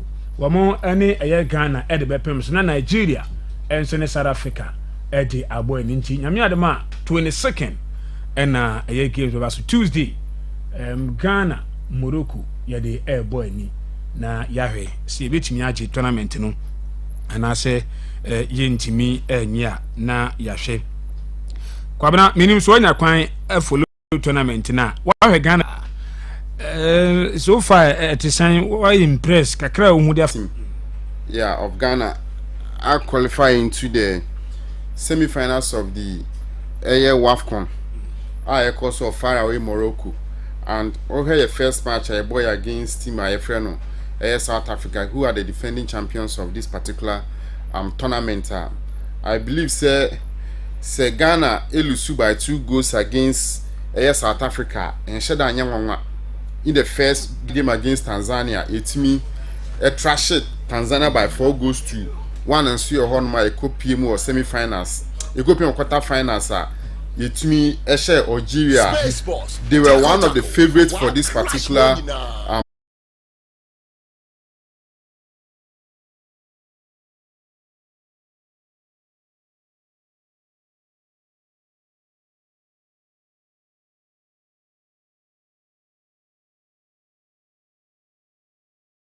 Job and they need to be commended for that. I'm only hoping say a game against a team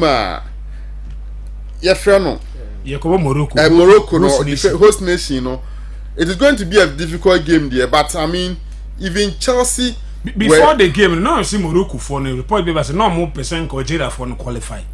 I don't want say Ghana for ne be how mo ana say that's no more taw mko for nechi. Most of these people no, they always want their counterparts to get closer to them, especially when you know the same region. That is the area of Africa. They only hope say omo players a bit my then and then again, okay Ghana how are you see boy born? I won't say South Africa there, but Yansen and we and when it was just some petty mistakes. We were able to create certain chances. And Morocco for some young said if you're able to create chances against them, you can just punish them. And looking at the chances that Ghana 8 me creating against Tanzania. It means 4 goals among the chances it me creating. And what it means is say now odds are against Ghana. No, that is when Ghana rises to the occasion. Center right final line once one way enter full. Being the Chiriba and not the massa when the odds are against Ghana, that's when we rise to the occasion. Because Chelsea can put me share Bayern Munich UEFA Champions League finals or Bayern Munich home. Not Chelsea team you name say man who are then play then I mean we can just cause a surprise. Just recently Chelsea in the PSG we've seen something. The only thing is say we can only hope say officiating no very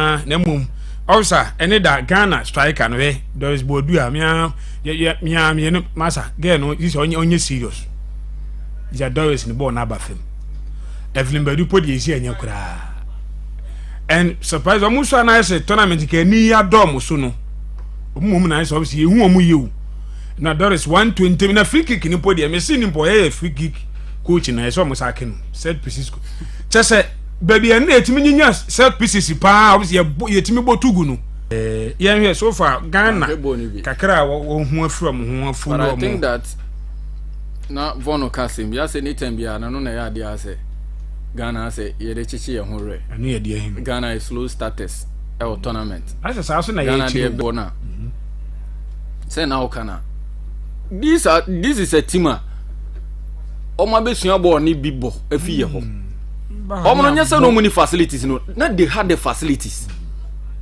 na edu ba bi no mu say no women football no a shortcut way to glories because say a mema ball no say also ball mema ball na good I no na nipa nyina di ati but bi say say empendo do say na Morocco national team mema na be World Cup on be kwa akwaji aba anaf koni kura yes but women football no dey say o structures ni adwuma o facilities no na utimi nya good managers on betimi manage team no on betimi a discipline girls na timi a chrom ball ne boyi a easy say obewi ne tournament like this one aye boy your continent ni ewo mu na ma ball na kasa no be en shedam fa serious inti ebe ko World Cup bia Nigeria ye be bo WAFCON bia Nigeria ebe use facilities no e di shape o football inti di empa na touch ma yen as Morocco bi ntimi kan yen former ye women football no enso ntimi fan shape no.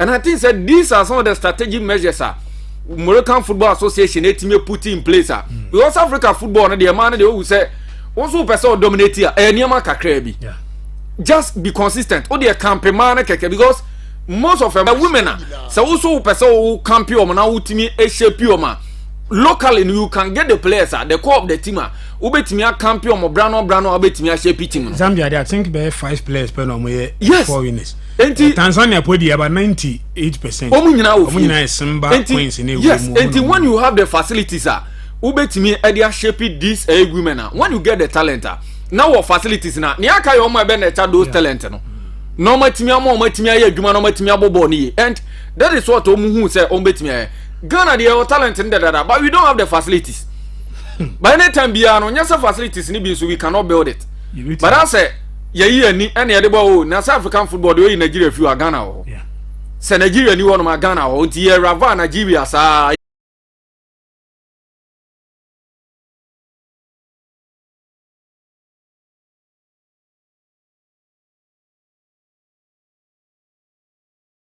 Ghana ni ye na fi mu a enipa san na ekohwe well these countries na ekọ ni mududu send the transport supporters say omo course omo kohwe and you need the host nation say na be obe keep tournament na be na be ma tournament no atimi akoso but we two teams na Morocco for the ball recently omo dey ma continent no and even in the world no say omo advance of football no omo ati omo systems omo bonase and ladies na so ati omo ho ase more into say question here adwuma o team no compared to that of Ghana now we can look at the kind of numerous chances any the kind of set pieces are Ghana and if you look at that yes it will never be easy game for Ghana. We are looking at Algeria no Algeria Cramboni and himself after beating Tanzania 4 goals to yes let me talk no and not tactical massa yes as a ball no winning baby omu bobo na that is what I'm saying that women football no sa na ebo no because one yan say ya hwe DR Congo football on bana say omuni na mu sa because as a positions ni nya adwuma oje pass na hwana na the next player obena on fa ball ne man so the man we are on dash nkoshen enfa no create space no onye ball these are things a man here so obetimi achom and playing against Morocco semi-finals no enye very simple enfa Ghana if you want to advance to the grand finale of this tournament now say near ya quarter finals and semi-finals and we should do more go Morocco for no so when you come na they set pieces fall on your way yes Morocco for they are very good at that and it's a unya those set pieces na equally e betimi ama go no betimi converting it to goal na say oboni nyina say na onya 1 or 2 onya 3 a wan shemu 2 obeshemu 1 and yenhwe man so ball no ni goalkeeping no say na tie oba goalkeeper there ball na very difficult say angles bi o ma obehu ne so obetimi dive no akoyi so say technically who are player be or technically gifted or you very good or set pieces in uma na so nya sa na man no wo benya bi na boss no mu benya bi against you obegyina ball na chi any effort bi wo be peja bia no wo betimi their resulting to go e dey ma ye o nation so going into the game no mema enya adwen say a Tanzania for playing against Algeria no should be the benchmark because what you acquire Algeria for the Ghana team in the first one. And my a lot of lessons I was here team years we are going to a Morocco game no. We should put aside a year near team for free Tanzania game no my be a goals share. But the entry angles I share goals on are bid up to the goals. Near fan compare Algeria for say those moves in here be against Algeria. A result is team the goals by so these are some of the things I think team no also mutimia no mutimia yes sir. One trade be not playing goalless against Algeria. The penalty score. They be another cramp no.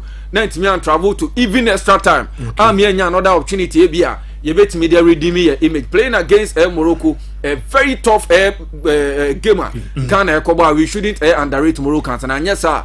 They be a big when you must tournament. Nyami adama Tuesday 7 and a side game no. Everybody so in the first game no be here. Ubi side game no. Almost a run and final no. South Africa and Nigeria. Sana no be recent kebe but den anye sa ɔyɛ den anye sa baako be free na game no ebe din sa game no ebe din wọ Nigeria is omo bo so la kwa mun start no zia na no game free bench na ba wa ba che din South Africa for no so goalkeeper no onu so nim da pa on Nigeria keeper no enje be Kofi Anhwe ene da minim so nya kwan hwe you follow game ni so and so far say we na mo ye ni tie we follow your team na ha at least we ready ka about team na kaka ani o hwe competition na first of all yen kan no say yen team no baby a Nora Hoptal edikodru ye ene baby a Kemlas and so ede ekona I think say momentum no so ate oh sir yes say o hwe the fluidity ekwan na yefa so ehye goals under Nora ene how almost 10 goals in 4 matches first match 2-2 and omo ba ball I think omo ba ball 1-0 and omo ball 4-2 and omo ball 3-1 and I so ye lose 2-0 ye be ball 1-1 then you share 4-1 and afi ye ball 0-0 so it's telling us that yentimi share goals no said the other omo action but so be to say the near can about Chelsea anyway no so because say Chelsea kwa share PSG by that goal number of goals margin na can you get few people and on better omo ebe ka sa asem no so because me for example my prediction me was 3-2 for Chelsea but because I knew say na PSG dey ebe share he goals but e could do one a different ball game altogether and let's not forget Vondi can be prepare for all those certainties near uncertainties near day so what we expect from him I said to me he is talking too much coach Nekasa too much so even from Ghana her talent even from day one Olusu he made it look like I said the goals were just a fluke. Talent. See talent, we only need 5% of the Swedish mentality. And on fast Swedish mentality. Send into our free horn one family. So what I say. And the talking too much because you can't just make us a fire or be fire ABA and chair say. But at the end of the day, tournament go with the Chelsea mentality. Every match be able piano. Make sure say manenya to tell final. So my match be will be answer ya go a player back when any Ushula. But from there and I'm not surprised. So what share that FIFA and a man more normal a boy recently Domo boy Brazil any I think say Brazil for Nigeria Olympics. Okay. So look at a man Nigeria for man and man on the and normal progressing to playing in this tournament in a board. But I share a come here say udi from and those things what sometimes competition you need to experiment now we share yes I want the 20 and yes now better take national team so internal I think say yen share from that angle no now the competition alone no said American say yeah we don't have excuses say and because fortunately for us so every day 2 top teams which is South Africa and then again Nigeria and when away so there is nothing that prevents you from going into no said the Zuma kind kwa for referee share name on the son of the channel him to also for share name say kwa kobo o share na referee to say you go then forget about the home fans no omo nyina park no so mubi so for me I think that we still have a chance against Morocco say football once obia won 90 minutes obia won 90 minutes obia won opportunity say obeje ball na abo opponent obeje no abo no internet the old no and so for me I have not so much watch omo so I will be very biased say me predict say Ghana is going to win and as I say but I'm hoping say from the little statistics and the progression omanya and that mental fortitude because oko 120 minutes now it tells you say mentally no build some toughness be and I know the trump card Ghana has over Morocco as an because on no more that level no it is if you're able to drag that opponent need drew hono mo then it means say psychologically ni bibia no hono aba be dey eba be yewodia but 90 minutes in there because they have the 12 person on the pitch which is head the supporters no then again bibia ekoso bia no officiating will go in their favor some 50-50 ayibo on maybe go in their favor but say oh china bona menye sure say sabi referee make say fabo on this one no musumobi okay for me I'm just looking at I'm just looking my football na dey na share simple so bad na my football dey ni yan say o nim ball ne ball anti na dey bia Nigeria for ne share o shola no no gibo no waiting ya boss na chi a obetimi akale ball no straight into the pole no ahye but I say no ye nya dey so ye pese ball no ye the ball be chichire ye ho sa be da na commentator ne ka say wa be la bi cha maga yes goalkeeper sin bebre no mo nya ade e ma football and sadia na ewo shola mu no ona she or liability when you start here ono hunu say there na so le hia o hia hwe biem Champions League the team be na oba ono akobo Barcelona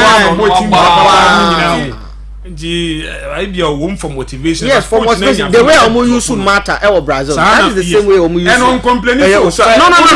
No. So bencha especially omo se go aha no an kasa be guess because omo say what drew ne pick no na say the generation e me na me happy na no be omo ni Zambia. Yes, me so omo se go no na e chere guess no how I so omo say be so they also feel happy. She can't be there forever. She can't be there forever and she's building a legacy what they less in the next 2 Champions League upon Champions League and La Liga and you no scan no bia say enye nwanwa edi the chance Ghana is at the guarantee say betimi anya $300,000 on say unya ju semi final na winner na be $1 million the man here in say mabo is also increase your price no and it's something good $1 million and winner no ebenya udi forfa enya 1 to 4 ebedi baako anti 300,000 ne de anya kwa ebenya no na say 400 or 500 or na 1 million enso elho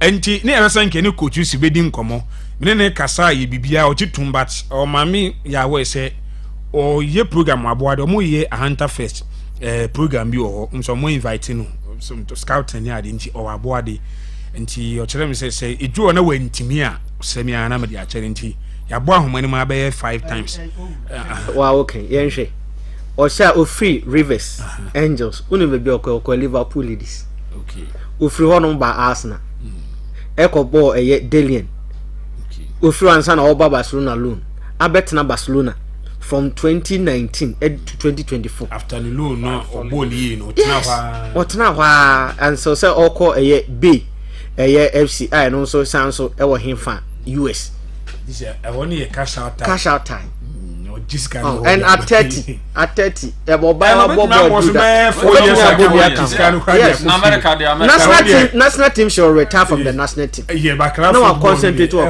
America and the one almost no mo coaching license ni ade ni nyina what the my ball no expert ni ade nti say yes nti yan fan to asomra fi kakra bi ansana isa de yawie yawie de to nsa frɛ no sɛ ɔmɛyɛ no sisi de o say akabasam ye baba sam nkomo nti wo question bi a we de me mamu sema no mi enye call fire message owie a na ma officer na ma ba homa ne so 4:25 nti in the next maybe 10-15 minutes saa time ni nya no questions ni wum into the bar na me de amano no we yi ano the bar na me de amano no we yi ano saa ni nyina wo saa 15 minutes mo amfa question bi ama ho na ye ko basama kwantu ni say etisen mo ya arrangement awi ana say etisen isara mi saka Bismarck Kofika Caribbean communication director the Mami Diema Sporting Club di ono ba kan na ewum James di ono kan say James di ono say yemfa hwensoma no okay engineer director we di ono di obeka no say James ni ye under we ani on kan nyina nti James di ono betimi aka jo say yensoma no so wonka nti ono di ono o wontimi nka ka jo say obi ansoma me afese me nka de nti wo fi akwa ba biem yenhwe ye water kwa ye nyina ye media ma and ananko even ye buy kwa no nse no obi send message na die ye nyanwi or ye specific na die ye nyanwi chese ye ntanya mu first one esu obey debate ye wi first one esu ask Kofi how many players have Mediama signed so far from Kobe timer ne die eno no minim so wait me clear we have a 2 minutes Osha players na omoma from now to Thursday number resume Friday you will come out resume Thursday yes okay you be resume on 24th and a team be resume ade chia ombo hu bibia and one thing I can say is say ya sign Wenger okay yes from division 2 na course no ahadie yes middle league yes middle league na course o ne se me hu ya sign player back Elfrey takrade important ho then players be almost be ball ha say Chelsea for ba ha on Adriana so ba ha almost two teams no omo move akọ striker and so everybody be na asa you hear the say James dey bia na na me bisa communication we ni yenya on we ni yenya on dey yenya James dey ni bi okay so let me be specific we say Esoforianchi ala wa join in Mediama no Oforianchi is not joining Mediama Kevin we dey where you are on the street Oforianchi is not joining Mediama from what I know it's likely so call within the Bono enclave and Obeko yeah and Adriana striker ya sign Adriana striker yes okay we have a striker from Adriana so yes and then there are other players in Soa because almost so be free Rose Park Abba you said they make and say yen resume on which is Thursday Friday BBBiano ebeba out and we will see producer ahano hia me pa okay ni kra wo so nti ye betwitwa ye adwuma we head see ohia hɔ ne pa na yen hwɛ ye tese team no beko outside Ghana baby anya Ghana de oyɛ de outside Ghana say Togo say ye nifa the team ne call Abidjan but etisen well so team no resume on the 24th na 25th the best started training Takwahaya that is 25th of this month Friday which is Friday medicals ne ade nyina no will be within that period and on the 1st of August team no ebe movie to La Côte d'Ivoire baby amama bona basam no hwa and a team no ebe kwa kopim and we will be there for like I say 24 days from 1st to 24th of August na team no aba back from 1st to 24th yes it's almost 3 weeks yes wow na aba back to Takwa nti ebe piem o Takwa nso a then ye wo in Century Cup okay and so ebebo ewo in Century park no so ewo Samurai Boy and also we have an invitation and from what I gather no say Samates Mediama and afi Adriana Stars ni Brekum Chelsea and I say Adriana FC sana Adriana FC omni Brekum Chelsea and ebebo in Century Cup and that's from 29th to 31st of August and on the 31st of August no we will announce something big. Yes, we will announce something big, a big partnership. Also on the 31st, barring any changes, Biano, you sign a contract for partnership, and like I say, it's in dollars. Yeah, it's in dollars. It's a movie, sir. Tournament, nana. The week fully week na league no league ni I think on the 12 yes there's been some 2 weeks and so this is the itinerary and within the preseason no from the initial coach no my interest say even before be Cote d'Ivoire you better try say be local matches be ahanom as part of you resume ya na no more training and no some of the training matches then you call Cote d'Ivoire so you try to also play some matches over there na ansani yetimi aba back aba Century Cup no na yedi vemna colleague ne mo nim said you okay enkoye no ebia etisen hihye no players no ebia number bia mo de kwana for now dey for ni nyina no begina coach no ni program or dey ebeba so I just say and yentimi nka say we Kobe we enkobi we ebe ka ho anase say because once within that 5 years days na near number training bibia to see. Okay. So what I say you only injury situation only the betimi dey akọ ni nyina so no within that period no na eyeko and when ye ade a yeko fa flight na waka say ebia omoka ni say or say kokoje ne visa na say ye demand so what I say answer ye team ye was solid ye basa e betimi the players no dey akọ area bibia so arrangement ni bibia dey ho and as many as that deserve some bekono I think some because idea they go into the season into now we want everyone to go every person will be because any injury will be a bit made akọ say they be ya and who is the notable ones we need names honorable kurokuro so mu here din waka kire some sign striker from Mediana FC you see met me odino met me there ediama but what we normally do is say let it be a official on any kwan say odi club na dey and I've gone too far to even give you say Adriana striker. Okay, and Mamenkwa, please ask him why is the coach not giving Kwabena playing time. Kwabena so pray no buy but that's coach no you see is coach no buy or ma obia chance. So what I say and the moment I had to say ye Formula 1 obi be di animu a untimi nka say ebia because of him aminyini nto nchen now where they obi nsume bobi the momentum now the air corner and that is how we build the team unchange winning formula so what I say and Kwabena mo said the okan no ono aka say free injury na dey e baaye and oba be to FC Copenhagen omo David Boyson yes David Boyson ni pakwa striker dey on dey me hu na meche no kusia pa o sir yeah ne plan e be say permanent.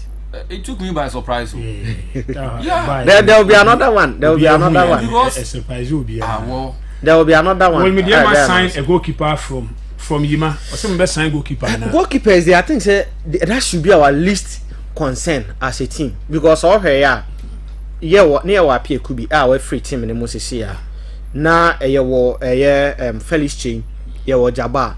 Esanso Ghana under 20 goalkeeper no. Which is Shaibu. No so so omo nkwa no cry say 3 na Kubika ho 4 and for the season anya shekwa maximum you will need 3 goalkeepers. And if you have this top class goalkeepers I don't think say Mediama SN here extra goalkeeper. Okay. My main show na ebia I can't see man no mo nti mo am work question no. Mumisa na okwa yeba Space Sports wi am meye. And we say, is it true that some of the players are being protected by Mr. Moses Ama? It says players in the bimu untouchable. Protection player be ohobia and the property, so he protects everyone. And there be American say uko even uko in the European teams uko anywhere. Uko Barcelona they protect Lamine Yamal. They will protect Rafinha. They will protect Pedri. No player who said there is that make I say clout be obviously you have to protect those players. You don't leave your players out. Players can be a valuable asset. Yes, it be a valuable I got cash out another. Yes. And this player they would also obo be a home and we are not saying say or two others no so that be but at the end of the day your priority. So what you say? How teams need place a priority on certain kind of players. There is no way so back at them say ebia Mo Salah. Liverpool be treating not to say the omu treat will be say Andrew Robertson and I say ebia Curtis Jones near it not happen. There are players, yes, he protects all the players, but some of them make I say the valuable asset we need and now no one protect to more. Even all of us protect those players. Okay. Will DOC Taylor continue this season from Ben?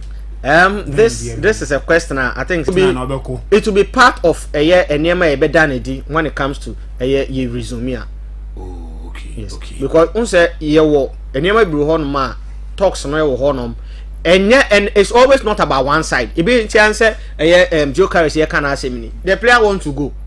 ebia wo team na pesa otena ho no ma eno no ono no pesa woko enti na betimi aba say wo team no so na pesa de okọ na player no pesa otena ho in the case of a Testegen now mo pesa Barca pesa okọ ono so pesa otena enti all these things are factors. Once there is contract no any of the parties can decide say me pesa metena na ba akona ka say bia me so me pesa meton, but all of them it will be in the boardroom for you to discuss the merits of Obia in any case now where the wetimi eja no and I say ubetimi amanatena enti etefo Bismarck Kofi Kakare na eguso ne di nkomo ne sela me kan no aka ne sema mienu we die ne ode ne ho aba ya twe na aba wa misa question na menya konya be transport no be na owu na medema mimfiu me ka kire we di obeka ne na ewum di obeka no ne na ewum na Facebook for nso dem ase mu so nse na 1.1k views na chese 33 shares mu nyire mo ho yedam ase pa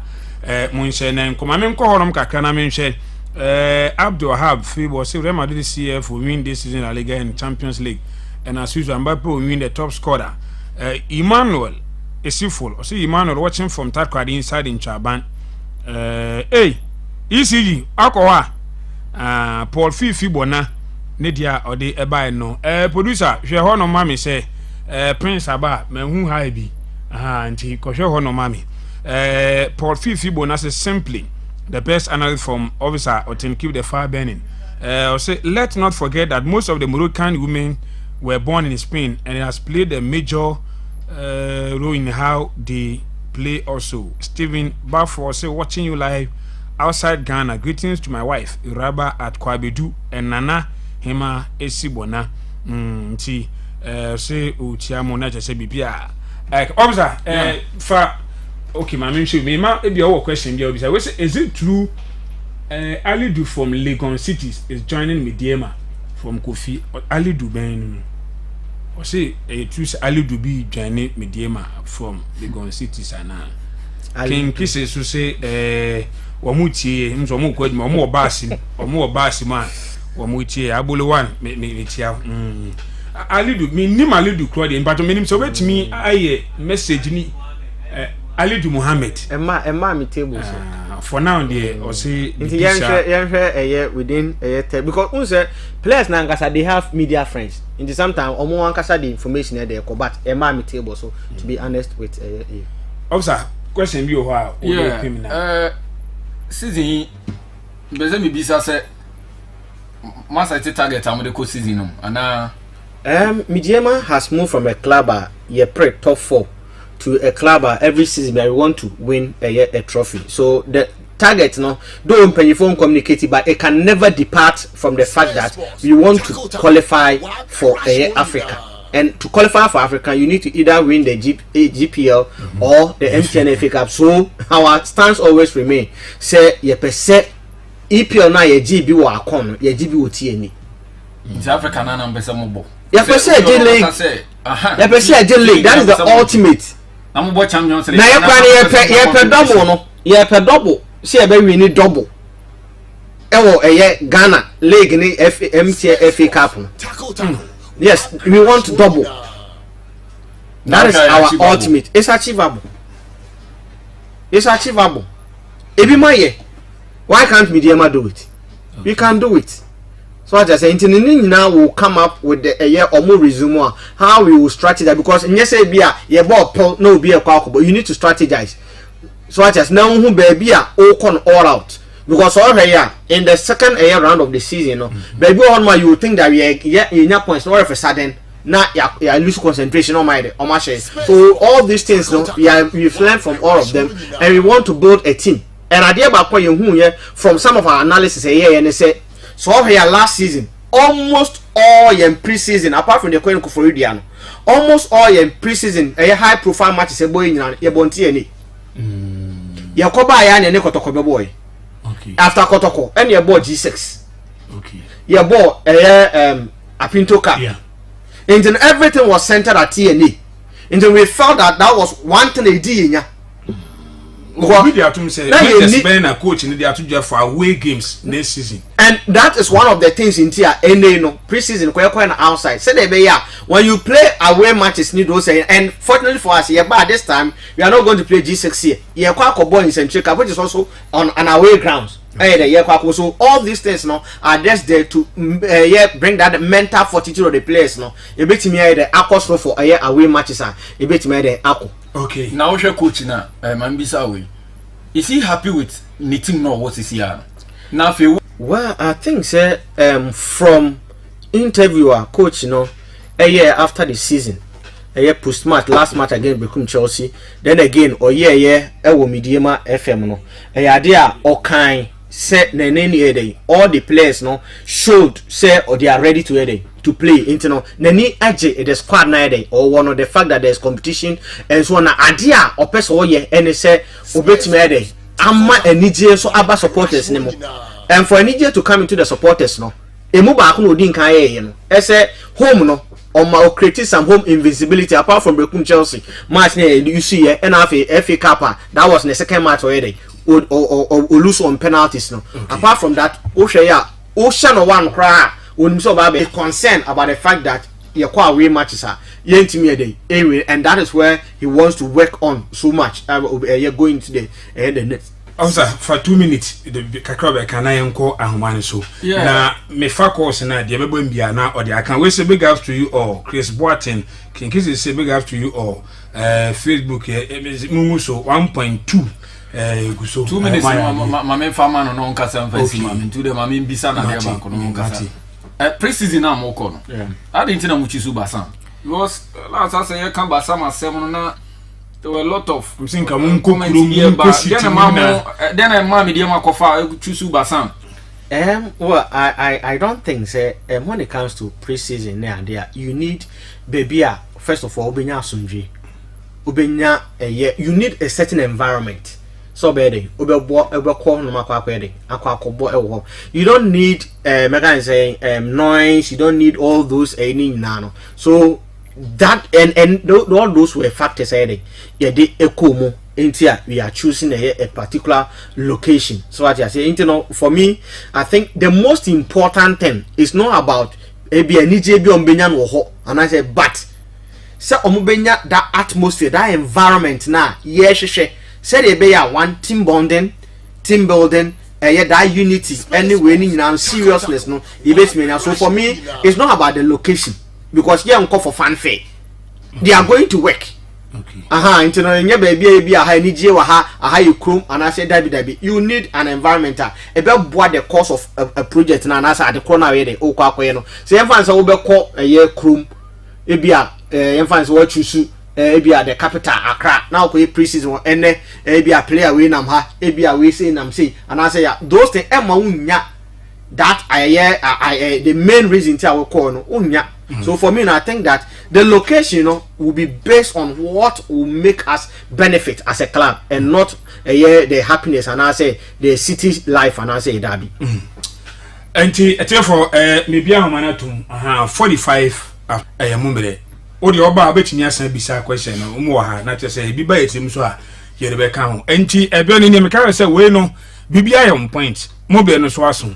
Ye mfa mo 0540113299 yaba be di efie nkom Black Queens yakino ye de aboafo no so ase o ma so ase ne se police bibia be dem on bibia ba okay kwabena de o mane ye mse afi no wakutwa na so mawie nti ma ansa chairman ma mintiu yomo Chris na baso onse okay Saturday me catch o se o monko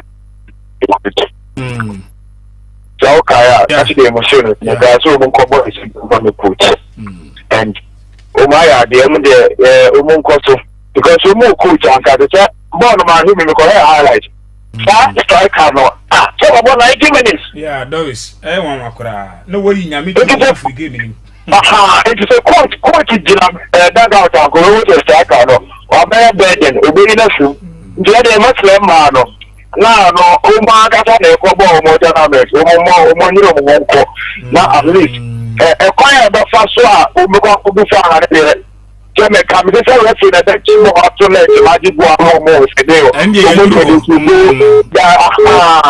coach no ni taxes no. I simple. They should go all out. Yes, we are see ansana no. Hello. Hello. Yes, sir. Okay, thank you. Never with the amano. The structures on both natural goa. But your boots the new structures.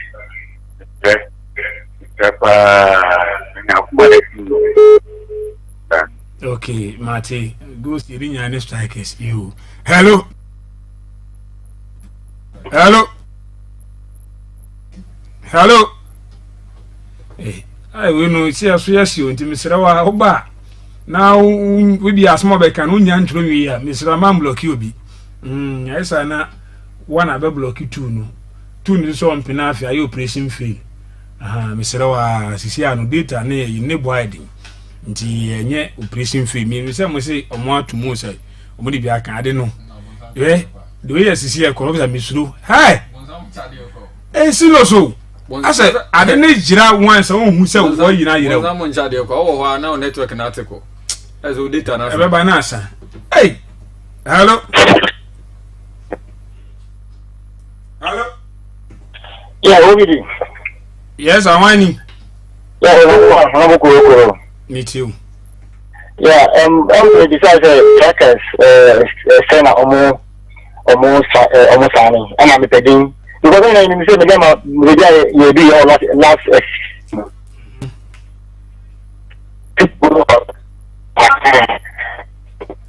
Okay, imagine better put you before. Say, I will not just know you're winning because you know home, not that we know aware. You don't mean the parade into you were from Mumbai. Why? Maybe you can start your papa or mother degree. India papa or about Abasha or Monan or body and I can and also you can see Mumbai or Mr. Message in what you are having. My strikers in the sort of kind of way. Hello. Hello. And she said, now can I no strikers no. Hello. Hello. Yes, I'm on you. Good evening. Better plain. Yes, you. And blackness one more thing performance that roughly the Hundu and decision. Therefore, one verse. Okay. Now referee no. Center referee in line one. We enter for. No idea. Hey. They say, oh, no. Haji. I'm seeing a woman pony. So, no, dear, any more could be any and can't have a baby. And on the 54011 3299. Said I'm Mecano. Yeah, why do you need to meet to call through? Yeah, I say a doom. It's wood and impan in China phone in me. Did I have my next midi? Ah, Nadia, yes, oh, yeah, the Anusuvia didn't article. Hi, Crewy. Oh, Debbie. And she almost per strikers. Fortunately for us, last season, so getting to the latter part now. At least. Hello. Hello. Yes, I'm whining.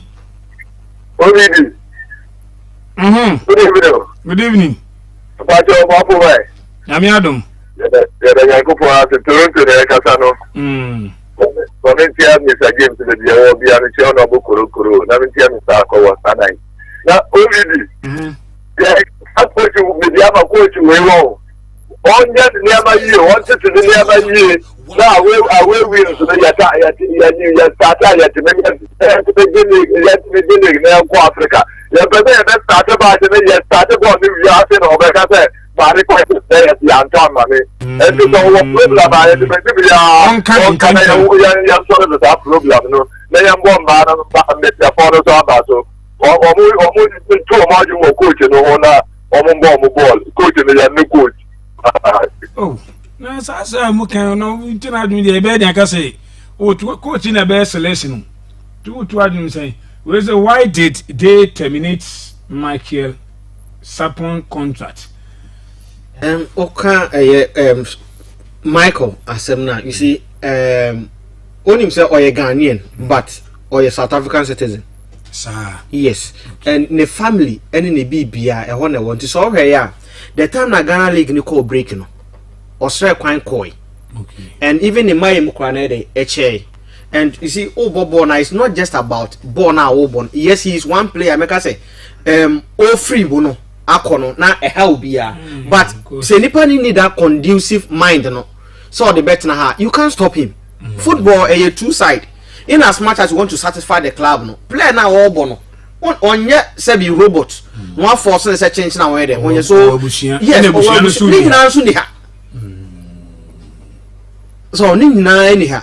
So it is sometimes you need to also understand the part of the player. Na mama supporters in munchirim na why say obi mo twa contract mo ye say a whole lot said ya wo chiri ni bebre ni yen sem twefo ko bebre ni ma asema wo ken nti ya den wa na o say be what me say ye ni ma be ni James ko ha ye ni everywhere ko hu abonte ni be bisa pra o say o no yem so obi be bisa me sa question imagine sa me sa wo ni be kan sa bisa den na o be kan den na wo me ka say obi abisa wa no be bisa say ono me kwa se na mo anse ball obo goals ni ba wo se nti den ntina me ma say ni mpa yako James ne media say en kan kire mi nyem fan say ma no nti enne I think say we abie ni nchimu na ba and we atosum wa fu players player nya ka se meko na wa bi so ma ne nkwa ene wawu yeah and a bit say those unim say those here no 1 year contract yes but obuy no asmo ne mpanyfo kan ni age ene afi contract no of Ghana no ontimi san dey emebo nti no mo man opportunity and all ni na ye kasa so be omo nye players na nye ti say sebi odwan bi akotwe no edna akọ slaughterhouse so what you say on ne sign contract there but you have to also respect any panel there or not there nti no okan no it makes sense also jano made emaneko especially when you want to build a young side so what you say nti ni nyina ya there and strikers now work no o share ya getting to the latter part of the season obi dey say Bray the guys started scoring so what you say and Salam and so shall say so no so share goals no. So if you get others on board and it's always better say ubenya more players some bet me share goals than say be follow on one person say follow on just one person yes you need to get a poacher at any point man accuracy and answer the chances of him scoring was wrong but it's better so ubenya team you fire from all angles and the time I media Major League one and a to scorer it was Atenga so you know all these things no enyema ye born na and let's not forget ye born na ye born wa hase no sometimes okrampo defenders mu hia strikers because of say ye bo head to head no it is sometimes getting a solid defense no na ehun hia kra chen strikers to say yes o share one no keep clean sheet you are far gone so you know sometimes no yes we need to score na ni je na ba. Right, but at the end of the day, you need to also consider the dynamics. We understand the supporters. And so, yes, a flow. But at the end of the day, you have a time at Chelsea J League under Mourinho first season, or consider just 15 goals. Yeah, and on DJ League and on my goals be on Shawa. On him said then clean sheets. Into no, I didn't 1 point into what the ball 2 net Frank Lampard and the ball 2 net game. That time it wasn't not Lampard scoring ahead of Drogba. So you know all those things na near my head also yes now your team build all round team. Yes, we need that poacher. And I'm trusting say players now aban. I from next week Elko and I say week we more Elko ne be say say onveli eye omo no. Yes, so we be say some be sign new key sponsorship. I think so say Mumbai announce BBA. Yeah, be announce sponsorship. Okay. Yes, yeah, be announce sponsorship. We dey munya gote na yeah, call also so we be carry 2 minutes. Bibi o hodi bisa na yakwa de wo di chacho na no so na pop na so a lot na waka and APC who they see our players and when they be o mom be kwa na they see they are so so wi nti aka o ma eba so bia ba bia do ne de e be resume de e bia na o ma be party ways na already na o ma e ko no ye no o ma wi obi e see an ye twen o ma eba na be ka ho ana ye bi mu de konkon ho a ye ba e possible so mo be ko decisions there. Say time be decision to me ba and once I end the season no player be betimi ama ne way say na mebo echina e bi kwara a contract that medium you can't hold on to them so what you say e bi answer boysen ne dey buy you have to let him go so those part ne dey e wo no but on to some beba ne e be hu em fan say ye be call em pre-season no okay some of these things no it will be answered by itself okay it's incorporation mo to say atinga episode back bibisa ho it hasn't coming to my quarters yes say ba sa mo be consider na honestly decisions enye management nko and I say the technical team they play a major role some of these decisions and when it comes to the experience and our at least we've gotten some people at the back almost that experience that exposure no so and football no sometimes not about the age and also the figure of the person but it's about how our again experience so be Pedri age any near your football mo yama age ni your football mo Musiala mo age ni your football ma you think that be o manyini so but ebia na born and wabo ache ni near the so for me I think say even defensively no yen say that ni issues are ebia ye left back honum and ye be sha na say video but said I make an yen share Emma team no resume Odija yemne na so yeah media say omo follow Mediama SC portals ni nyina on Facebook, on Twitter, on TikTok, any your website, no YouTube. Some of these announcements, no, ebe start eba into no omonhwe anymore, especially from Thursday. Some of these things ebe start to say about. Also, yes, so. Yeah, I think so. My mentor go for security for no say main access security for no. Okay. Yeah, my mentor almost show ne pa. Ti mentor mo na na Christopher so ono so monitor show ne pa. Manchester United fan ni team na good here but still Mr. is the kakwan so go for my mentor. Okay. And then Mate enti tetie Because on Tony. Wandi kai we Dem ga enti na say oti team no nka Bismarck Kofika Kade communication director de ma Mediama o na o ma 2 in 1 obabo adwumadie no ene yesan eche ne bisa na Mediama ensem na chese wonya gbote so ya no kama officer Felix Oten Wandi Kwabna Bismarck ene Idrissa Gana ke amia ni mini adwuma wa ye na no de ne papa waya de watching live Mtakabo for simply the best analysis okay ya tinti no video so betena mu na Facebook for no messages no muso mo de buy kama mo share so ema no koi na just 1.3k views when ya yen say so no so stand that way omo nya hwe so san ba hwe enti yedema se